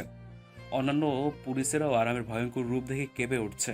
আরাম সেই মন্টুর বুক বরাবর লাথি মেরে গর্জন করে বলে ওঠে, জানোয়ার, তোদের সাহস হলো কি করে আমার বউকে স্পর্শ করার? তোরা আমার ফুলের মতো পবিত্র বউকে কলুষিত করতে চেয়েছিলি। কাপুরুষরা, আমাকে কিছু করতে পারলি না বলে অন্তুর মতো মেয়েটাকে। আর আমার কিচ্ছু বলতে পারো না। পা থেকে মাথা অবধি নিজের ক্ষোভ ছাড়তে লাগলো। দর্শকগুলো মার খেয়ে একেবারে রক্তাক্ত হয়ে নিস্তেজ হয়ে রয়েছে। আর আমার জন্য চুলের মুঠি ধরে চিৎকার করে পড়ে, আজ তোদের এমন অবস্থা করব যেন তোদের অবস্থা দেখে কোনো অমানুষ যেন কোনো মেয়েকে ধর্ষণ করে তো দূর, কোনো মেয়ের দিকে বাজে দৃষ্টিতে তাকানোর সাহস না পায়। প্রায় 2 ঘন্টা পরে আরাম বেরিয়ে একজন সাব ইন্সপেক্টরকে নির্দেশ দেয়, ওদের কোনো রকম চিকিৎসা করা হবে না, এইভাবেই পুষতে থাকবে নরকের কীটগুলো। ওদের এই অবস্থার ছবি তুলে মিডিয়াতে পাঠিয়ে দিন, আমি ওদের ব্রেকিং নিউজে দেখতে চাই। গরেড। অফিসার আরামের আদেশ শুনে দ্রুত পাশের রুমে চলে যায়। আরাম মায়ের ক্যাবিনে গিয়ে বসে। মায়েরা এক পলক আরামের দিকে তাকিয়ে প্রশ্ন করে, মিসেস জুলিকে জিজ্ঞাসাবাদ কি তুমি করবে আরহাম? তিনি পাশের রুমেই অপেক্ষা করছেন। আরাম বাঁকা হেসে জবাব দেয়, অবশ্যই ওনার সাথে আমার বিশেষ জিজ্ঞাসাবাদ পর্ব সারতে হবে, অনেক পুরনো হিসাব চুকাতে হবে, তাই না? আজ যা কিছু হয়েছে সব কিছুর জন্য ওই জঘন্য মহিলাটি দায়ী। অন্তুর মায়ের অসুস্থতার সুযোগ নিয়ে দিনের পর দিন অন্তুকে ইউজ করে গেছে, আমার থেকে আমার প্রেয়সীকে কেড়ে নিতে চেয়েছে। আজ ওনাকে সব কিছুর জবাব দিতে হবে। বলেই আরাম উঠে দাঁড়ায়। আরিয়ান হতাশ হয়ে অন্তুর পাশে বসে পড়ে। অন্তুর অবস্থা অবনতির দিকে। অন্যান্য ডক্টররা এক প্রকার হাল ছেড়ে দিয়েছে। অন্তুর বেঁচে থাকার আশা একবারেই নেই। আরিয়ান তা বুঝতে পেরেও মানতে চাইছে না। আরিয়ান অন্তুর হাত ধরে কান্না মিশ্রিত গলায় বলে ওঠে, অন্তু, কেন করলে এমন? কি অদ্ভুত দেখো, আজ এত কিছুর পরেও তোমার উপর বিন্দুমাত্র ঘৃণা আসছে না। কতজনই বা পারে নিজের ভুলটাকে এভাবে শুধরে নিতে, নিজের জীবনের বিনিময়ে অন্যকে বাঁচিয়ে তুলতে? সত্যি তুমি অনন্যা, একবার চোখ মেলে তাকাও। আরিয়ান কথাটি বলেই পরম যত্নের সাথে অন্তুর মাথায় হাত বোলায়। মেয়েটি নিজের মায়ের জন্য মিসেস জুলির কথা এতদিন কাজ করে এসেছে, তবুও শেষ পর্যন্ত নিজের ভুলটাকে বুঝে মেহবিনকে বাঁচিয়ে নিজের জীবনকে মৃত্যুর দিকে ঠেলে দিয়েছে। অন্তুর জন্মের সময় তার বাবা মারা যায়। ছোট থেকে একা মাকে নিয়ে সংগ্রাম করে যাচ্ছে সে। নিজে কষ্ট করে টিউশনি করিয়ে পড়াশোনা চালিয়ে গিয়েছে। আরিয়ানের মনে সবটুকু জোরে অন্তু এই কয়েকদিন বেশ ভালোভাবে জায়গা করে নিয়েছিল। অন্তু যেদিন প্রথম আরিয়ানের বাসায় এসেছিল তখনই আলাদা এক ভালো লাগে কাজ করছিল অন্তুর প্রতি আরিয়ানের। আজও সেই কথা মনে পড়ে গেল। অধরের কোণে মুচকে হাসি ফুটে উঠল আরিয়ানের। আরিয়ানকে বোকা বানাতে গিয়ে নিজেই মেঝেতে গিয়ে পড়ে গিয়েছিল অন্তু। তা দেখে আরিয়ানের সেই কি হাসি, বাঁকা দাঁতের হাসির সৌন্দর্যে সেদিন অন্তু মুগ্ধ হয়ে গিয়েছিল। অথচ আজ সেসব দিন অতীত, সুখময় এক অতীত। আরাম মিসেস জুলিকে যেখানে রাখা হয়েছে সেখানে চায়। আরামকে দেখে তার ছেলে এক হাসি দেয় মিসেস জুলি। আরামের আখি জোড়া দিয়ে যেন আগুনের গোলা বের হচ্ছে। মহিলা না হলে এতক্ষণে মিসেস জুলিকে গলা টিপে মেরে দিত। আজ মিসেস জুলির মতো জঘন্য মহিলার জন্য এতগুলো জীবন বিপন্ন। আরাম এবং মেহবিন এতদিন আলাদা ছিল। এমনকি অন্তর এমন করুণ পরিণতির জন্য মিসেস জুলি দায়ী। আরাম মিসেস জুলির সামনে দাঁড়িয়ে হাত মুঠো করে শক্ত গলায় বলল, কেন আপনার নোংরা গেমে অন্তুর মতো মেয়েকে ইউজ করলেন? আজ মেয়েটা মৃত্যু পথযাত্রী। আরামের প্রশ্নে মিসেস জুলি বলে ওঠে, ব্যাসরি অন্ত ভেবেছিল আমি শুধু তোমার থেকে মেহবিনকে আলাদা করতে চাই, মেহবিনকে নিজের কাছে নিয়ে আসব। তাই তো টাকার বিনিময়ে আমার হয়ে এতদিন ধরে কাজ করে এসেছে। কিন্তু যখনই সে জানতে পারে আমি মেহবিনকে মেরে ফেলবো, বন্ধুত্বের টানে একবারে ছুটে এসে আমার সব প্ল্যানে জল ঢেলে দেয়। ব্লাডি কাল। তাই আমার ছেলেরা তাকে তার যথার্থ শাস্তি দিয়েছে। আরাম খেপে গিয়ে টেবিলে জোরে বাড়ি দিয়ে বলে, এতটা জঘন্য মানুষ কি করে হয়? নিজের ভাইয়ের মেয়েকে শেষে কিনা আপনি ধর্ষণ করিয়ে মেরে ফেলতে চাইছিলেন। এতটা নির্মম কি করে হলেন আপনি? আপনাকে নিজের খালা ভাবতেও আমার ঘৃণা হচ্ছে। মিসেস জুলির সঙ্গে সঙ্গে চেঁচিয়ে জবাব দেয়, কিসের ভাইয়ের মেয়ে? হ্যাঁ, ওই মেয়ে কোনো আমার ভাইয়ের মেয়ে না। আফজাল হোসেন আমার সৎ ভাই, আর ওই মেহবিন আমার সৎ ভাইয়ের মেয়ে। তোমার মাও তো আমার সৎ বোন। সৎ কখনো আপন হয় না। শুধুমাত্র আমি নিজের পছন্দে পালিয়ে বিয়ে করেছি বলে আমাকে সব সম্পত্তি থেকে বঞ্চিত করেছে আকবর। আমি দ্বিতীয় পক্ষে ছিলাম বলে তোমার মা মামারা সব সময় নিজের কৃতিত্ব ফলাতে চেয়েছে আমার উপর। সেটা আপনার ভালোর জন্যই করা হয়েছিল মিসেস জুলির। আপনি একজন ড্রাগ ডিলারের হাত ধরে পালিয়েছিলেন। সে অসৎ মানুষের সাথে থেকে আপনিও আজ এমন এক জঘন্য পর্যায়ে চলে গেছেন। লজ্জা করে না? এত বড় অপরাধ করেও এভাবে চেঁচিয়ে যাচ্ছেন। মিসেস জুলি অট্টহাসিতে ফেটে পড়ে। আরাম শক্ত মুখে দাঁড়িয়ে রয়েছে, রাগে তার হাত পা কাঁপছে। মিসেস জুলি হঠাৎ হাসি থামিয়ে বললেন, দিলারকে আমি ভালোবাসতাম। দিলার আমার ভালোবাসা পেয়ে একটু একটু করে ভালো হয়ে যাচ্ছিল, কিন্তু তুই কি করলি? আমার দিলারকে মেরেই ফেলি, এমনকি আমার 10 বছরের ছেলেকেও মেরে ফেলি তুই। তখন মনে হয়নি আরহাম তোর খালা কিভাবে বাঁচবে স্বামী সন্তান ছাড়া, ভালোবাসা ছাড়া? না, এই আফজাল হোসেন ভেবেছে, না তুই ভেবেছিলি। আফজাল আমাকে সাহায্যও করেনি, কারণ আমি তার আমাদের বিয়ে করেছি। আমাকে একদম নিঃস্ব করে দিয়েছিলি তোরা, তাই আমি তোদের সব থেকে কাছের মানুষ মেহবিনকে শেষ করে দিতে চেয়েছিলাম। বোঝাতে চেয়েছিলাম কাছের মানুষের মৃত্যু ঠিক কতটা কষ্ট দেয়, একটা গভীর যন্ত্রণা হয়। আজও মনে পড়ে আমার বুক শূন্য করে আমার ছোট্ট ছেলেটার লাশ আমাদের বাড়িতে এসেছিল। একদিকে দিলারের লাশ, আরেকদিকে আমার ছেলের লাশ। আমার কি অবস্থা হয়েছিল সেদিন? আচ্ছা, আমার ছোট্ট ছেলেটা কি করেছিল? কেন তাকে মেরেছিস তোরা? মিসেস জুলির কথা শুনে আরহামের মনে পড়ে যায় 3 বছর আগের কথা। গোপন সূত্রে জানতে পেরেছিল যে দিলার আজ বড় মাফিয়া রিকের সাথে ডিল ফাইনাল করতে এসেছে শহরের এক ক্লাবে। রিকের সাথে এক পর্যায়ে বেশ ঝামেলা হয় দিলারের সাথে তার ছোট্ট ছেলেটিও ছিল। দিলারকে মারতে গিয়ে তখন দিলারের ছেলের ওপর গুলি ছোড়ে রিক। তখন পাগল প্রায় হয়ে রিকের ওপর পাল্টা গুলি চালায় দিলার। ওপর মহলের নির্দেশে আরহামরা সেখানে গিয়ে আক্রমণ করে, কিন্তু দিলার পালিয়ে যেতে নিলে আরহাম তাকে ইনকাউন্টার করে। তখন সেই গুলিতে মারা যায় দিলার। কিন্তু রিকের লোকরা মিসেস জুলিকে ভুল তথ্য দিয়েছে যে দিলারের সাথে তাদের ছেলেকেও আরহাম মেরেছে। আরহাম কিছুক্ষণ চুপ থেকে শান্ত গলায় বলল, দিলার তার অন্যায়ের জন্য শাস্তি পেয়েছে, কিন্তু ইরাদকে আমি মারিনি। আপনি এতদিন ভুল জেনেছেন। রিক মেরেছিল ইরাদকে।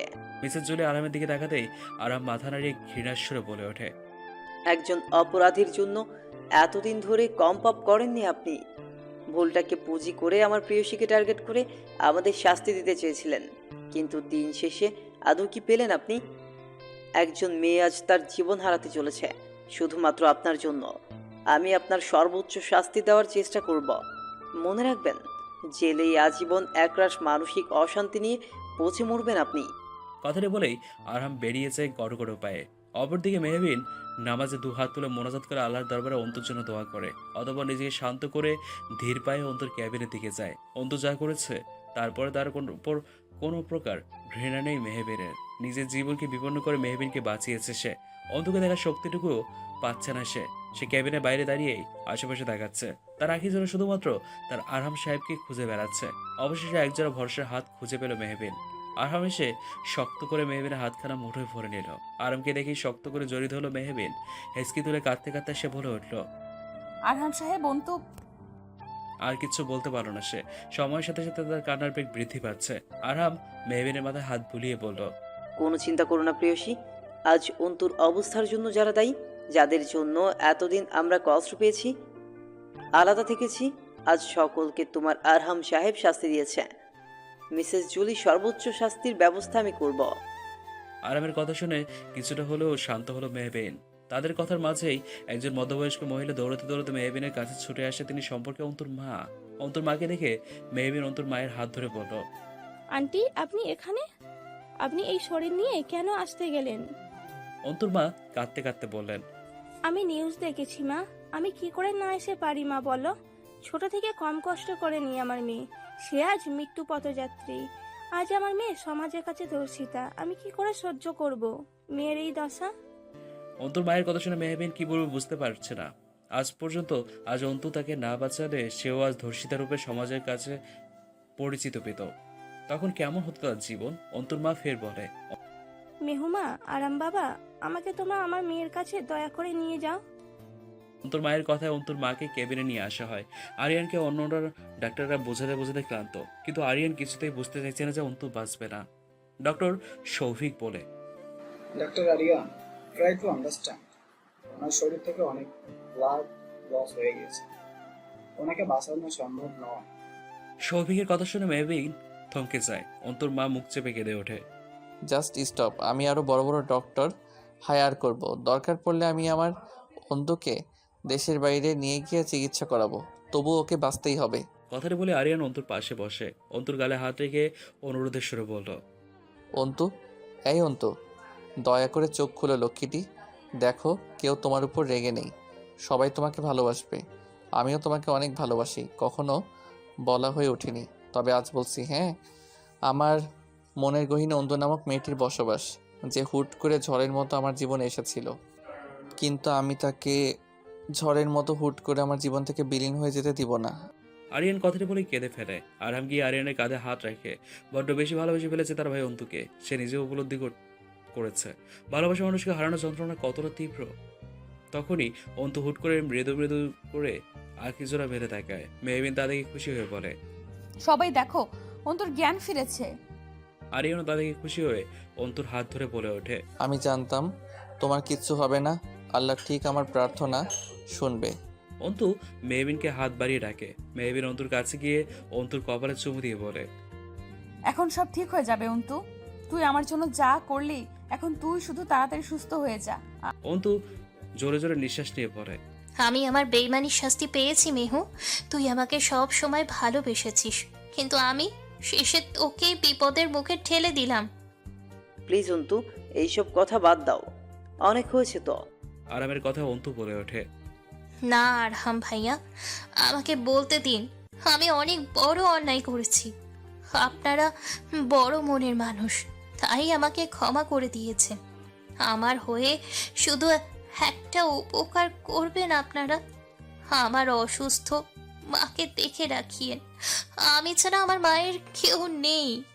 এসব কথা বলার মানে কি? কিচ্ছু হবে না তোমার। আমি একজন ডক্টর হয়ে বলছি তোমায়। আরিয়ানের কথায় অন্তু আলতো হেসে জবাব দেয়। সময় আজ বড্ড কম আরিয়ান ভাইয়া। অন্তুর কথা শুনে সকলে অবাক হয়ে ওঠে। সময় কম মানে? কিচ্ছু হবে না তোমার। আমি তোমায় আগলে রাখবো আমার মনের গহীনে, রেখে দিব আজীবন। আমি তো সব সময় আপনার মনের গহীনেই ছিলাম, আছি, আজীবন থেকে যাব। এখন আমাকে আমাদের ক্ষণিকের ভালোবাসার স্মৃতিকে নিয়ে বিদায় নিতে হবে। বিচ্ছেদ যে আসন্ন। আমাদের ভালোবাসার কাছে দুনিয়ার সকল বিচ্ছেদ ফিকে হয়ে যাবে অন্তু। তুমি থেকে যাও শুধু। থেকে গেলাম আপনার হয়ে, কথা দিলাম। আমি না থাকলেও আপনি সর্বদা আমায় ক্ষণে ক্ষণে প্রকৃতির মধ্যে উপলব্ধি করবেন। ভালোবাসি, বড্ড বেশি ভালোবাসি আপনাকে। আমি বেইমানি করলেও আপনার ভালোবাসায় কোনো মিথ্যে ছিল না আরিয়ান ভাইয়া। আরিয়ান শুধু চুপচাপ হাত মুঠো করে অন্তুর কথা শুনে যাচ্ছে। হুট করে অন্তুর শ্বাসকষ্ট বেড়ে যায়। চোখে মুখে ভয়ঙ্কর অন্ধকার হানা দিচ্ছে। মৃত্যু যে আজ তার আসন্ন তা নিয়ে কোনো সন্দেহ নেই। তবুও বহু কষ্টে সে আরিয়ানের দিকে হাত বাড়িয়ে অনুনয়ের সুরে বলে, শেষবারের মতো আমায় একটু ভালোবাসা দিবেন আরিয়ান। আমার চেয়ে আপনার ভালোবাসা বড্ড বেশি প্রয়োজন। আরিয়ান ছুটে গিয়ে শক্ত করে অন্তু করে বুকে জড়িয়ে পরম ভালোবাসা দিয়ে ললাটে ভালোবাসার স্পর্শ রেখে দিয়ে বিড়বিড়িয়ে পড়ে, তোমায় আমি হৃদ পাঁজারে আবদ্ধ করে রাখবো, কোথাও যেতে পারবে না তুমি। অন্তু মুচকি এসে আরিয়ানের শার্টের কলার চেপে ধরে আস্তে আস্তে আরিয়ানের বুকে ঢলে পড়ে। তার শরীর ধীরে ধীরে ঠান্ডা হয়ে আসে। স্পন্দন থেমে যায়। আরিয়ান তা উপলব্ধি করতে পারে। আরিয়ানের আঁখি জোড়া বেয়ে টুকটুক করে জল পড়ে। অন্তু নিবদ্ধ আঁখি জোড়াতে গড়িয়ে পড়ে। মেয়ের মৃত্যুতে অজ্ঞান হয়ে পড়ে অন্তুর মা। আরামও মাথা চেপে বসে পড়ে। মেহবিন স্তব্ধ হয়ে পড়ে। মায়েরা এসে এমন দৃশ্য দেখে কেঁদে ফেলে। আরিয়ান অন্তর মৃতদেহকে আঁকড়ে ধরে বসে থাকে। হুট করে কারো হাতের শীতল স্পর্শে কেঁপে উঠতে নিজের শাড়ি খামচে ধরল মেহবিন। আখিজোর অদ্ভুত ভালো লাগা নিয়ে নিবদ্ধ করে ফেললো। কারণ সে জানে বরাবরের মতো তার সামনে তার ভালোবাসার মানুষ, তার আরহাম সাহেব রয়েছে। আরহাম হাত বাড়িয়ে মেহবিনের ললাটের চুমু দিয়ে ললাটের টিপখানা ঠিক করে দিল। হলুদ রঙের শাড়ি, তার সাথে কাঠগোলাপের গয়নাতে অপরূপ সুফ্রের ন্যায় সৌন্দর্য ফুটে উঠেছে তার প্রেয়সীর মুখশ্রীতে। মুখে নেই কোনো আলাদা কৃত্রিম সাজের ছোঁয়া। আরামের নির্দেশে মেহবিনের মুখশ্রীতে কোনো প্রকার কৃত্রিম মেকআপের প্রহ্লাদ দেওয়া হয়নি। সাধারণ সাজের মাঝে অসাধারণ সৌন্দর্য ফুটে ওঠে মেহবিনের। আজ মেহবিন এবং আরামের গায়ে হলুদ। হ্যাঁ, আজ শত বাধা অতিক্রম করে আবারও এক হতে চলেছে তারা। অন্তু মারা যাওয়ার 3 মাস পেরিয়ে গিয়েছে। এই 3 মাসে মেহবিন নিজের বাড়িতেই ছিল তার বাবার সাথে। কারণ সামনে তার ইয়ার চেঞ্জ পরীক্ষা ছিল। শিরিন বেগম ঠিক করেছিলেন পরীক্ষা শেষে অনুষ্ঠান করে ঘরের বউকে স্বীকৃতি দিয়ে ঘরে তুলবেন। অন্তু চলে যাওয়াতে সকলের মনের উপর বেশ প্রভাব পড়েছিল। বিশেষ করে আরিনের উপর বেশি ক্ষতিকর প্রভাব পড়ে। সে এক প্রকার ছন্নছাড়া হয়ে গিয়েছে। যদিও সকলের সামনে নিজেকে ঠিক দেখালেও দিন শেষে রাতের অন্ধকারে অন্তুর বিরহে তার বুক কেঁদে ওঠে। অভ্র অস্ট্রেলিয়াতে চলে গিয়েছে। সেই ধর্ষক এবং মিসেস জুলি এখনো জেলে। তাদের রায় এখনো আদালতে দেয়নি। তবে কেস চলছে। সব মিলিয়ে সব প্রতিকূলতাকে কাটিয়ে আরহাম এবং মেহবিনের কালকে আবারও বিয়ে সম্পূর্ণ হবে। মেহবিনের ঘরে তার কাজিনরা তাকে সাজিয়ে চলে গিয়েছে। তখনই সকলের অগোচরে সেখানে হুট করে আরহাম চলে আসে।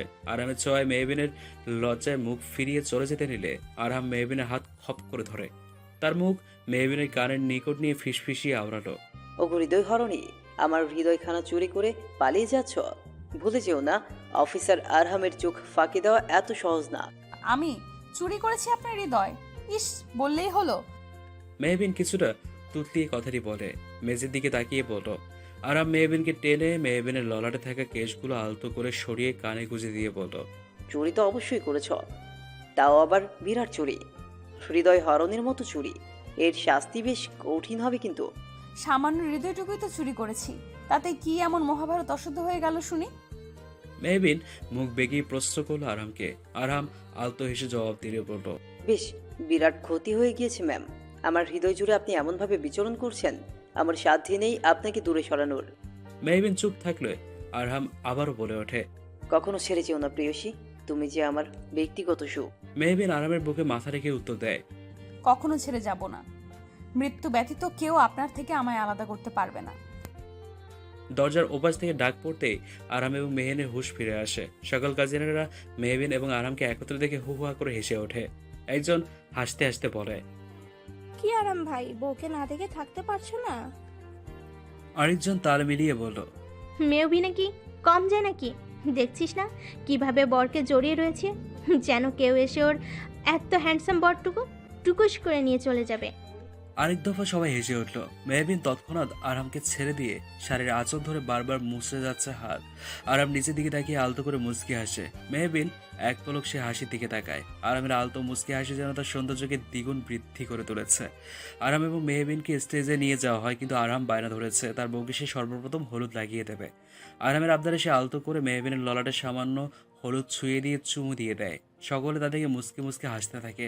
মেহবিন তাতে আরেক দফা লজ্জা পেলেও আরামের তাতে বিন্দুমাত্র লজ্জাও নেই। সে তো হাতে হাত দিতে লজ্জাবতী বউকে দেখতে ব্যস্ত। আরাম ফিসফিস করে শুধায়। ওগো আমার লজ্জাবতী, এখনই সব লজ্জা পেয়ে বসলে বুঝি চলবে? বাসরাতের জন্য তো কিছু মনের কুঠিরে জমিয়ে রাখতে পারো, তাই না? আরামের শীতল কথাগুলো শুনে শরীরে এক আলাদা শিহরণ বয়ে যাচ্ছে মেহবিনের। আজই যেন লজ্জায় মেরে ফেলবে আরাম নামক অসভ্য লোকটি। সকলে একে একে এসে মেহবিন এবং আরামকে হলুদ লাগিয়ে যাচ্ছে। দূর থেকে এমন দৃশ্য উপভোগ করে যাচ্ছে অন্য একজন। দুজনকে মুগ্ধ নয়নে দেখে যাচ্ছে মায়েরা। সাদায় কাতার শাড়িতে বেশ সুন্দর লাগছে তাকে। খোপা করে চুল নেই কোনো ফুলের সাজ, থাকবে কি করে? সে একসময় যাকে নিজের খোপাতে ফুল গুজে দেওয়ার অধিকার দিতে চেয়েছিল, সে আজ অন্য কারো। নাচে তো বুকটা হাহাকার করে ওঠে মায়েরার, চিৎকার করে কাঁদতে চায় আখি জোড়া। তবুও প্রিয় মানুষটিকে সুখে দেখে নিজের কাছে ভালো লাগছে তার। সে নিজের ভালোবাসার মানুষকে না পেলেও তার ভালোবাসার মানুষ তার ভালোবাসাকে পেয়েছে। মায়ের স্টেজে যাওয়ার ধৈর্যটুকু পাচ্ছে না। সেখানে গেলে যদি কেঁদে ফেলে, সকলে যদি টের পেয়ে যায় তার মনের গহীনে যে রয়েছে সে তার আর কেউ নয়, স্বয়ং আরহাম, তখন ব্যাপারটা কেমন হবে? তা অত্যন্ত জঘন্য হবে। মায়েরা আরাম এমনকি মেহবিনের বিপরীতকর পরিস্থিতিতে পড়তে পারে, তাই দূরে দাঁড়িয়েই থাকে মায়েরা। শিরিন বেগম এবং আকবর হোসেন নিজের ছেলে মেয়েকে একসাথে দেখে বেশ খুশি। অবশেষে তারা এক হতে চলেছে, কিন্তু শিরিন বেগমের চিন্তা এখনো শেষ হয়নি। আরিয়ানের অবস্থা তাকে ভাবাচ্ছে। ছেলেরা হসপিটালে পড়ে থাকে সারাদিন, রাতে দেরি করে বাসায় ফেরে, সেই সকালে বেরিয়ে পড়ে। শুধুমাত্র নিয়ম করে মাকে ওষুধ খাইয়ে চলে যায়। তার প্রাণবন্ত ছেলের হুট করে কেমন ছন্নাছাড়া হয়ে গেল। নিজের বেস্ট ফ্রেন্ড মেহবিন এবং নিজের বড় ভাইয়ের গায়ে হলুদের প্রোগ্রামে থাকার তার সময় হলো না। এত ব্যস্ত সে, যদিও সব তার অজুহাত। তিনি জানেন তার ছেলে সবকিছু থেকে নিজেকে গুটিয়ে নিচ্ছে। এদিকে তার হাতেও সময় কম, শরীর দিনের পর দিন খারাপ হয়ে যাচ্ছে। বড় ছেলেটি সংসারে হলেও ছোট ছেলেটি কি হবে তা নিয়ে দুশ্চিন্তায় ভুগছেন তিনি। রাত প্রায় 3টার দিকে ডিজের গাড়ি নিয়ে বাড়ির গেটে প্রবেশ করে আরিয়ান। বিয়েবাড়ির সজ্জার ফুটে উঠেছে তালুকদার বাড়িতে। এত রাতেও কি সুন্দর আলোর বেশ রেশ চকচক করছে পুরো বাড়িতে। গভীর রাত হয়, সকলে ঘুমের রাজ্যে পাড়ি দিয়েছে। অন্ধকারের তীব্র যন্ত্রণা শুধু আরিয়ানের মনে বিষাদের দাগ কেটে ফেলেছে। আরিয়ান কিছুক্ষণ আগেও অন্তর মাকে নিজে গিয়ে দেখে এসছে। ভদ্রমহিলাকে নিজের মায়ের মতো যত্ন করে নিজের হসপিটালে চিকিৎসার ব্যবস্থা করে দিয়েছে। আরিয়ান নিজের কক্ষে যায় না, তাদের বাগানের ধারের কাছে একটা সুইমিং পুলের সামনে অন্ধকারের মধ্যে দাঁড়িয়ে মৃদু মৃদু বাতাস এঁকে তাকে ছুঁয়ে দিচ্ছে। গুড়ি গুড়ি বৃষ্টিতে ভিজে যাচ্ছে, তবুও সে ঠায় ঠাঁই নিয়ে দাঁড়িয়ে রয়েছে। বারংবার অন্তুর কথা মনে বলছে তার। অনেক ভালোবেসে ফেলেছিল তাকে। তার কথা মতো প্রকৃতির মাঝে নিজের মনের গহীনে থাকা প্রিয়াকে খুঁজে বেড়ায় আরিয়ান, উপলব্ধি করে গভীরভাবে। আরিয়ান কিছুক্ষণের জন্য আখিজোড়া বন্ধ করে তার আখিজোড়ায় ভেসে ওঠে অন্তুর হাসি মাখা স্নিগ্ধ মুখশ্রীখানা। বারান্দা দাঁড়িয়ে এক হাতে কফি নিয়ে বৃষ্টি উপভোগ করছিল মায়রা। আরামের বিয়ে উপলক্ষে সে এখন আরামের বাড়িতে রয়েছে, কিন্তু যত ভালো থাকা নাটক করুক, দিন শেষে আরামকে হারানোর বেদনায় তার বুকটাও হু হু করে কেঁদে ওঠে। তখনই তার চোখ যায় বাগানে থাকা একজন বেদনাদায়ক প্রেমিকের দিকে। মৃত প্রেমিকার শোকে একবারে ছন্নছাড়া হয়ে গিয়েছে মানুষটি। মায়ের মনে পড়ে যায় আরিয়ান আগে কত ঝগড়া করত, কত হাসতো সকলকে। সেই দিনগুলো বড্ড মিস করছে সে। সেই চঞ্চল ছেলেটির এক বিষাদময় পরিণতি না হলেও পারত। মায়েরা আকাশের পানে তাকিয়ে পড়ে। কি অদ্ভুত না, সৃষ্টিকর্তা চাইলেই মিলন ঘটিয়ে দিতে পারত তাদের, অথচ তা ঘটল না।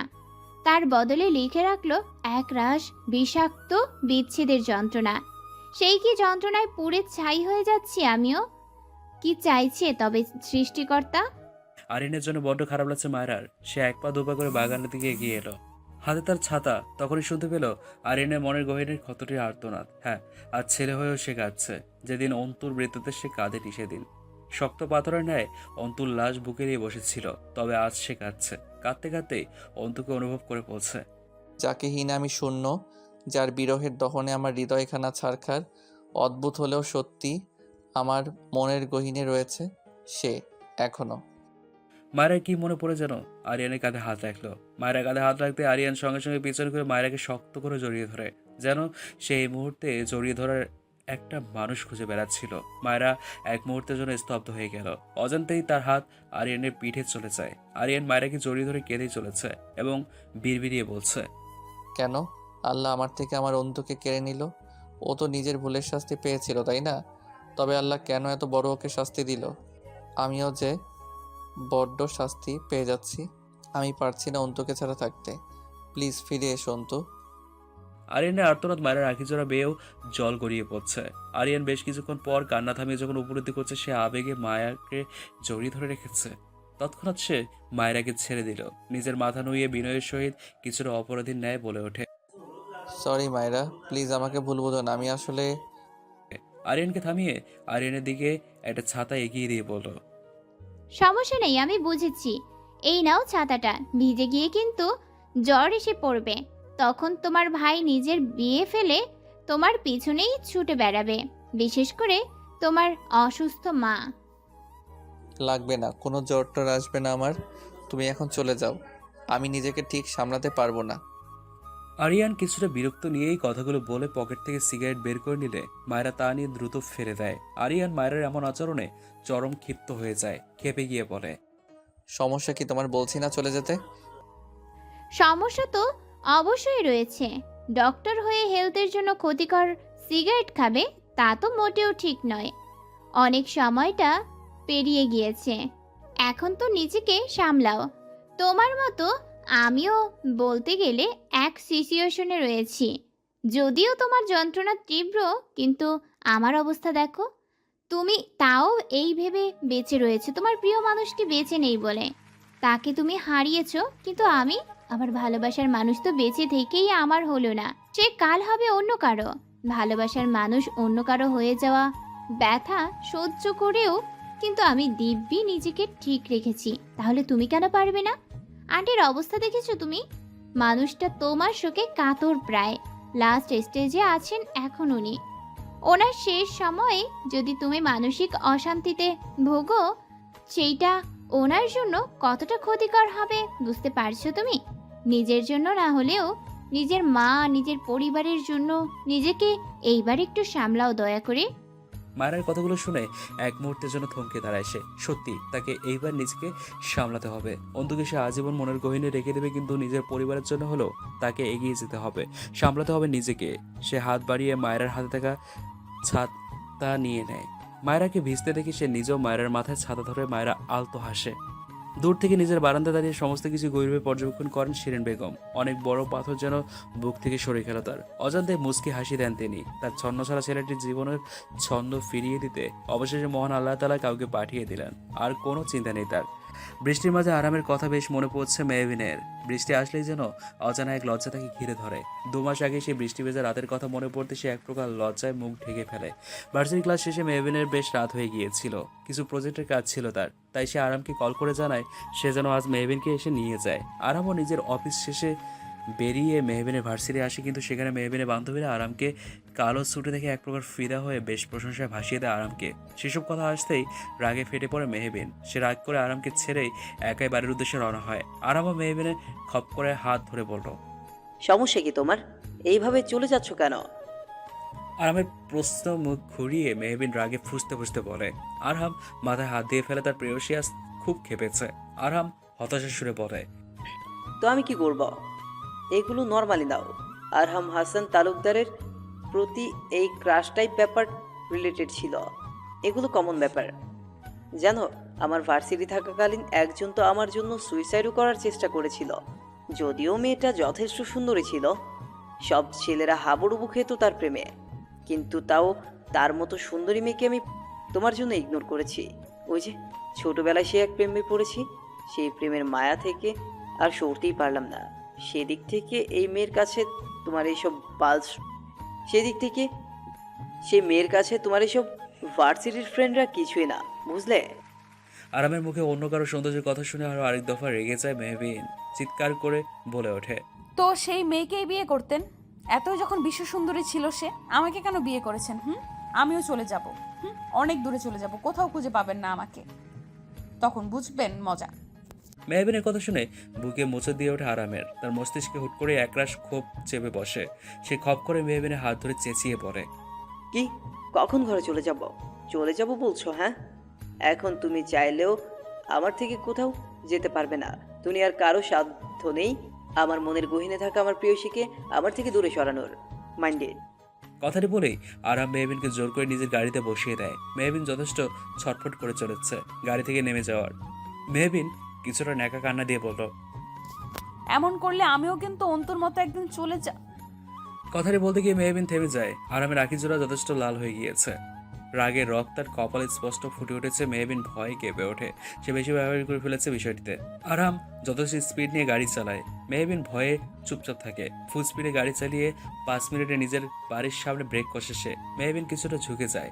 মেহবিন কিছুটা অবাক হয়ে যায়, আরাম কেন তাকে তালুকদার বাড়িতে নিয়ে এসেছে। এমনিতে সে শান্ত মেজাজের মানুষ হলেও একবার রেগে গেলে তাকে সামলানো মুশকিল হয়ে ওঠে। আরাম বেরিয়ে মেহবিনের হাত ধরে টানতে টানতে বাড়িতে নিয়ে আসে। বাড়ি আজ সম্পূর্ণ ফাঁকা। শিরিন বেগমকে নিয়ে আরিয়ান 2 দিনের জন্য মালয়েশিয়া গিয়েছে চিকিৎসার জন্য। অন্যান্য কাজের স্টাফরাও আরামকে দেখে নিজেদের ঘরে চলে যায় ভয়ে। আরাম মেহবিনকে টেনে নিয়ে আসে, অতঃপর দরজা বন্ধ করে ফেলে। নিজের গায়ে ব্লেজারটা ফেলে দিয়ে মেহবিনের দিকে এগিয়ে যেতে যেতে বলে ওঠে, খুব শখ না আমাকে ছেড়ে দূরে চলে যাওয়ার? আজ তুমি মাত্রাধিক কথা বলেছ, তার শাস্তি তো তোমাকে পেতেই হবে। মেহবিন কাঁপতে কাঁপতে বলে। আমি তারপর আর কিছু বলতে পারেনি মেহবিন।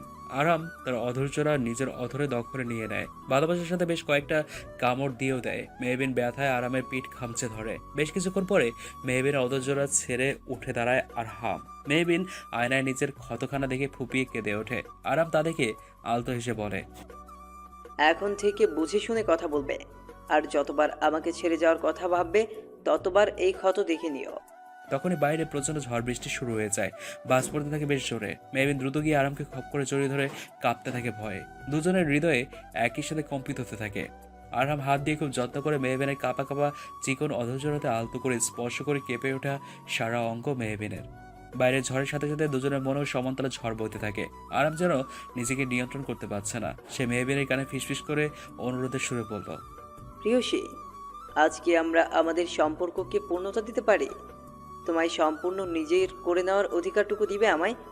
আজ বড্ড ইচ্ছে করছে তোমায় নিয়ে ভালোবাসার এক সুখের সাগরে ডুব দিতে। সঙ্গী হবে আমার? মেহবিনের কি সাধ্যই আছে এমন অনুরোধকে নাকচ করার? সে তৎক্ষণাৎ আরামের বুকে ঝাঁপিয়ে পড়ে। নিজের প্রেয়সীর ইতিবাচক উত্তরে মুচকে এসে পাজাগুলো তুলে বিছানায় পরম যত্নে তাকে শুয়ে দেয়। মেহবিন বিছানা চাদর খামচে ধরে।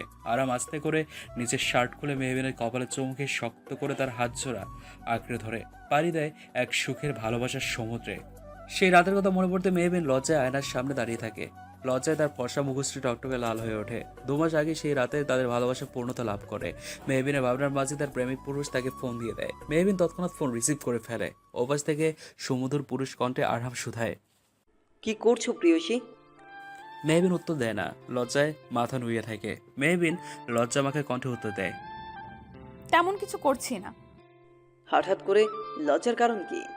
ও এক সেকেন্ড, তুমি বৃষ্টি দেখে আবার সেই রাতের কথা ভেবে লজ্জা পাচ্ছ না তো? সঙ্গে সঙ্গে মেহবিন ভাবে লোকটা বুঝলো কি করে। মেহবিনের ভাবনার মাঝেই আরাম ফের হেসে বলে। কালকে রাতের লজ্জাটুকু একটু রেখে দিও প্রিয়সী। মেহবিন আরামের কথা শুনে খেপে গিয়ে পড়ে। অসহ্য লোক একটা। আরাম সঙ্গে সঙ্গে হেসে ওঠে। আজ আরহাম এবং মেহবিনের বিয়ে। মেহবিন বধূ বেশে সেন্টারের একটি বিশাল রুমে বসেছিল। তখনই শুনতে পায় আরহাম চলে এসছে। লজ্জায় আরেক দফা মুখ ঢেকে ফেলে। মেহবিনের বাবা আজ মহা ধুমধাম করে বড় সেন্টারে বিয়ের আয়োজন করেছেন। আরহামও বিশাল বোল গাড়ি নিয়ে, প্রায় 20টির মতো গাড়ি নিয়ে সেন্টারে প্রবেশ করে। তার পরনে গোল্ডেন শেডের ব্ল্যাকের মধ্যে শেরওয়ানি পরেছে, চোখে কালো সানগ্লাস, বেশ সুদর্শন লাগছে তাকে। আরামের সঙ্গে আরিয়ান এবং মায়রাও রয়েছে। আরিয়ান নিজেকে সামলিয়ে নিয়েছে একটু একটু করে। আরাম গিয়ে মেহবিনের সেই রুমে গিয়ে মেহবিনকে বাজা করে হুট করে তুলে ফেলে। মেহবিন চেঁচিয়ে বলে। ইস, কি করছেন আপনি? সবাই দেখলে কি ভাববে? কেউ কিচ্ছু ভাববে না। আমার লাল টুকটুকে বউকে আমি নিজে বিয়ের আসরে নিয়ে যাব। মনে রেখো প্রিয়সী, আজ আজীবনের জন্যে তোমায় আপন করে নিব। নিজের হাতে তোমার মনের গহীনে নিজের নাম রেজিস্ট্রি করব। আরাম মেহবিনকে কোলে তুলে নিয়ে বিয়ের আসরে নিয়ে যায়। দুজনের মধ্যে পর্দা টেনে দেওয়া হয়। কাজী সাহেব আরামকে কবুল বলতে বললে সে তৎক্ষণাৎ কবুল বলে ফেলে। মেহবিনকে কবুল বলতে বললে মেহবিন পর্দার আড়াল থেকে আরামের হাসি মাখা মুখশ্রী দেখে মুচকি হেসে কবুল বলে ফেলে। কবুল বলার সময় তার আঁখি জোড়া জলে পরিপূর্ণ ছিল। তা যে এক চরম সুখের কান্না। অবশেষে শত বাধা পেরিয়ে তারা এক হয়েছে। মেহবিনের পছন্দের কাঠগোলাপে আরহাম এবং মেহবিনের ঘরটি সাজানো হয়েছে। তার পাশে ছোট্ট পুলে লাল ফুলে সজ্জিত করে রাখা হয়েছে। মেহবিন অপেক্ষা করছে কখন আরহাম আসবে। আজ বাসর রাতে সে আরহামকে এক বিশেষ সারপ্রাইজ দেবে, কিন্তু আরহাম এখনও আসেনি। সেই বাড়িতে আসার পরেই দরজায় প্রবেশের আগ মুহূর্তে আরহামের একটি কল চলে আসায় আরহাম বেরিয়ে যায়। আরহাম মেহবিনকে কথা দিয়েছিল সে সময় মতো চলে আসবে, কিন্তু বেশ অনেকক্ষণ হয়ে গিয়েছে, তাও আরহামের কোনো খবর পাওয়া যাচ্ছে না। মেহবিনের চিন্তা হচ্ছে প্রচণ্ড। সে ফোন হাতে নিয়ে আরহামের নম্বর ডায়াল করে, কিন্তু ফোন বন্ধ। এবার সে প্রচণ্ড টেনশনে পড়ে যায়। রাত পেরিয়ে যাচ্ছে, এদিকে প্রায় 3:30 বাজে। মেহবিন কল করে যাচ্ছে, কিন্তু আরামকে কিছুতেই সে ফোনে পাচ্ছে না। আর এক মুহূর্ত অপেক্ষা না করে আরিয়ানের দরজায় নক করে। আরিয়ান ঘুমাচ্ছিল না, অন্তর পছন্দের এক উপন্যাস পড়ছিল। তাই সে তৎক্ষণাৎ দরজা খুলতে মেহবিনকে হাঁপাতে দেখে বলে। মেহু, কি হয়েছে তোর? তোর ভাই এখনো আসেনি আরিয়ান। আমি বুঝতে পারছি না কোথায় সে, ফোনটাও বন্ধ। কি বলিস? বাসরাতে ভাই হঠাৎ কোথায় গেল? আর তুই আমাকে এই কথা এতক্ষণে জানাচ্ছিস? আমি ভাবলাম তোরা সবাই ক্লান্ত, তার মধ্যে ফুপি অসুস্থ, জানলে যদি আরো অসুস্থ হয়ে যায়। মেহবিনের কথা শুনে আরিয়ান বলে, আচ্ছা, আমি দেখছি। আরিয়ানের কথা মাঝেই তার ফোনটা বেজে ওঠে। সেখানে মায়েরা জানায় আরামের ছোটখাটো একটা অ্যাক্সিডেন্ট হয়েছে। আরামের অ্যাক্সিডেন্টের খবর শুনে এক মুহূর্তের জন্য পাথরের ন্যায় দাঁড়িয়ে থাকে। সে এক মুহূর্ত অপেক্ষা না করে বধূবেশে হসপিটালের দিকে ছুটে যায়। আরিয়ান মেহবিনকে থামাতে গিয়ে নিজেও মেহবিনের পিছনে পিছনে ছুটে যায়। মেহবিন দৌড়তে দৌড়তে হসপিটালের করিডোরে এসে পৌঁছায়। মেহবিনের পিছনে আরিয়ানও আসে। সেখানে মায়েরা দাঁড়িয়েছিল। মেহবিন মায়ের কাছে গিয়ে কাঁদতে কাঁদতে বলে, মায়েরা আপু, উনি কোথায়? ওনার কি হয়েছে? উনি ঠিক আছেন তো? মায়েরা কিছু বলা পড়বে আরাম খুঁড়িয়ে খুঁড়িয়ে ক্যাবিনের করিডোরে এসে বলে, আমি এখানে, চিন্তা করো না। ঠিক আছে প্রিয়সী।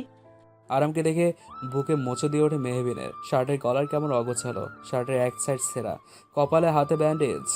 মেহবিন জাপ আরামকে জড়িয়ে ধরে কাঁদতে থাকে সে। আপনার এমন অবস্থা হলো কি করে? কোথায় চলে গিয়েছিলেন আপনি আমাকে ছেড়ে?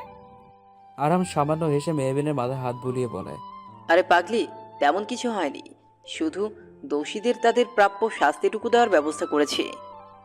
মেহবিন আরামের বুক থেকে উঠে অবাক হয়ে পড়ে। মানে? মেহবিন আরামের বুক থেকে উঠে অবাক হয়ে বলল। আরাম সম্পূর্ণ ঘটনা বলতে থাকে। অন্তুকে যেসব ধর্ষকেরা মেরেছিল তারা কোনোভাবে পালিয়ে গিয়েছিল, তাই তাদের তৎক্ষণাৎ ধরতে আরাম তার ফোর্স নিয়ে তাদের পেছনে ধাওয়া করে। কিন্তু সেখানে এক পর্যায়ে তাদের সাথে বেশ মারপিট হয়।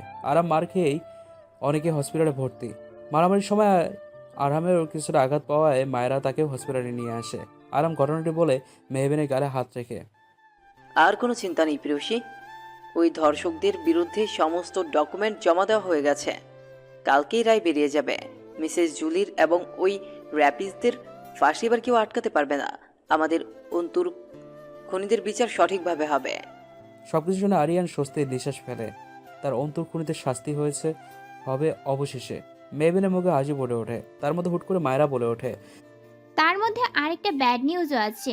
আরহামের কাজে খুশি হয়ে উপর মহল থেকে আরহামকে এমন একটা মিশনে পাঠানো হচ্ছে, সেখানে গেলে বেঁচে ফিরে আসার চান্স 1%। এত ডেঞ্জারাস প্লেস। মেহবিন কথাটি শুনে আরামের হাত ধরে ছলছল নয়নে বলে ওঠে। এইসব কি বলছে মায়েরা আপু?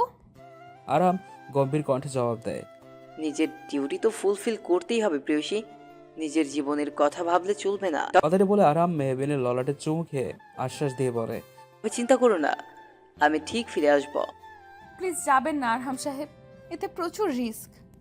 আরাম মেহবিনের হাত ছেড়ে বলে, আমাকে আটকেও না প্রেয়সী, 5 থেকে 6 দিনের মধ্যে আমার ফ্লাইট, ডিউটি আমার করতেই হবে। এখন আপাতত আমরা বাসায় যাই। কথাটা বলে আরহাম এক পা বাড়ালে পেছন থেকে মেহবিন আরামের হাত নিজের পেটে রেখে অনুরোধের স্বরে বলল, থেকে যান না আরহাম সাহেব, খুব বেশি কি ক্ষতি হয়ে যাবে আমাদের জন্য থেকে গেলে? এখন তো আমরা একা নই, আমাদের সাথে আর একটি প্রাণও রয়েছে আরহাম সাহেব, যে আমাদের ভালোবাসার প্রতীক হয়ে আসতে চলেছে দুনিয়াতে। তার জন্য হলেও থেকে যান। আরিয়ান এবং মায়েরা মেহবিনের কথা শুনে হা হয়ে যায়। হ্যাঁ, মেহবিন মা হতে চলেছে। সেই খবরটি সে আরামকে তাদের বিয়ের দিন উপহার হিসেবে দিতে চেয়েছিল। মেহবিন আরামের প্রতিক্রিয়া জানতে পারল না, কিন্তু অনুভব করলো আরাম নীরবে অশ্রু বিসর্জন দিচ্ছে। আরাম কিছুক্ষণ পর মেহবিনের ললাটে চুমু খেয়ে বলল, ইউনো প্রেয়সী, আমি হয়তো পৃথিবীর প্রথম লাকি বাবা যে কিনা নিজের বিয়েতে নিজের সন্তানের দুনিয়াতে আগমনের বার্তা উপহার হিসেবে পেল। সত্যি তোমাকে অনেক অনেক ধন্যবাদ, অনেক অনেক ভালোবাসি তোমায়। মেহবিন সহ সকলে আরামের খুশি দেখে হেসে ওঠে। আরাম ফের বলে ওঠে, তাকেও আমি অনেক ভালোবাসবো, দেখো সে যে রয়েছে আমাদের মনের গহীনে। মেহবিন মুস্কি হেসে জবাব দিয়ে বলল, আমিও আপনাকে অনেক ভালোবাসি আরহাম সাহেব, আপনার খুশিতেই আমার খুশি। আরিয়ান হুট করে মেহবিন আর আরহামকে প্রশ্ন করে, আচ্ছা, তার নাম কি রাখা হবে? আরাম এবং মেহবিন একসাথে উত্তর দেয়, আরভিন। আরভিন। এইভাবে চলতে লাগলো তাদের দুষ্টু মিষ্টি ভালোবাসার সংসার। হাই বন্ধুরা, গল্পটা কেমন লাগলো অবশ্যই কমেন্ট করে জানাবেন। আর যারা এখনো প্রেমের মায়াজাল ফেসবুক পেজটি ফলো করেননি, তারা অবশ্যই ফলো দিয়ে সাথে থাকবেন। ধন্যবাদ সবাইকে।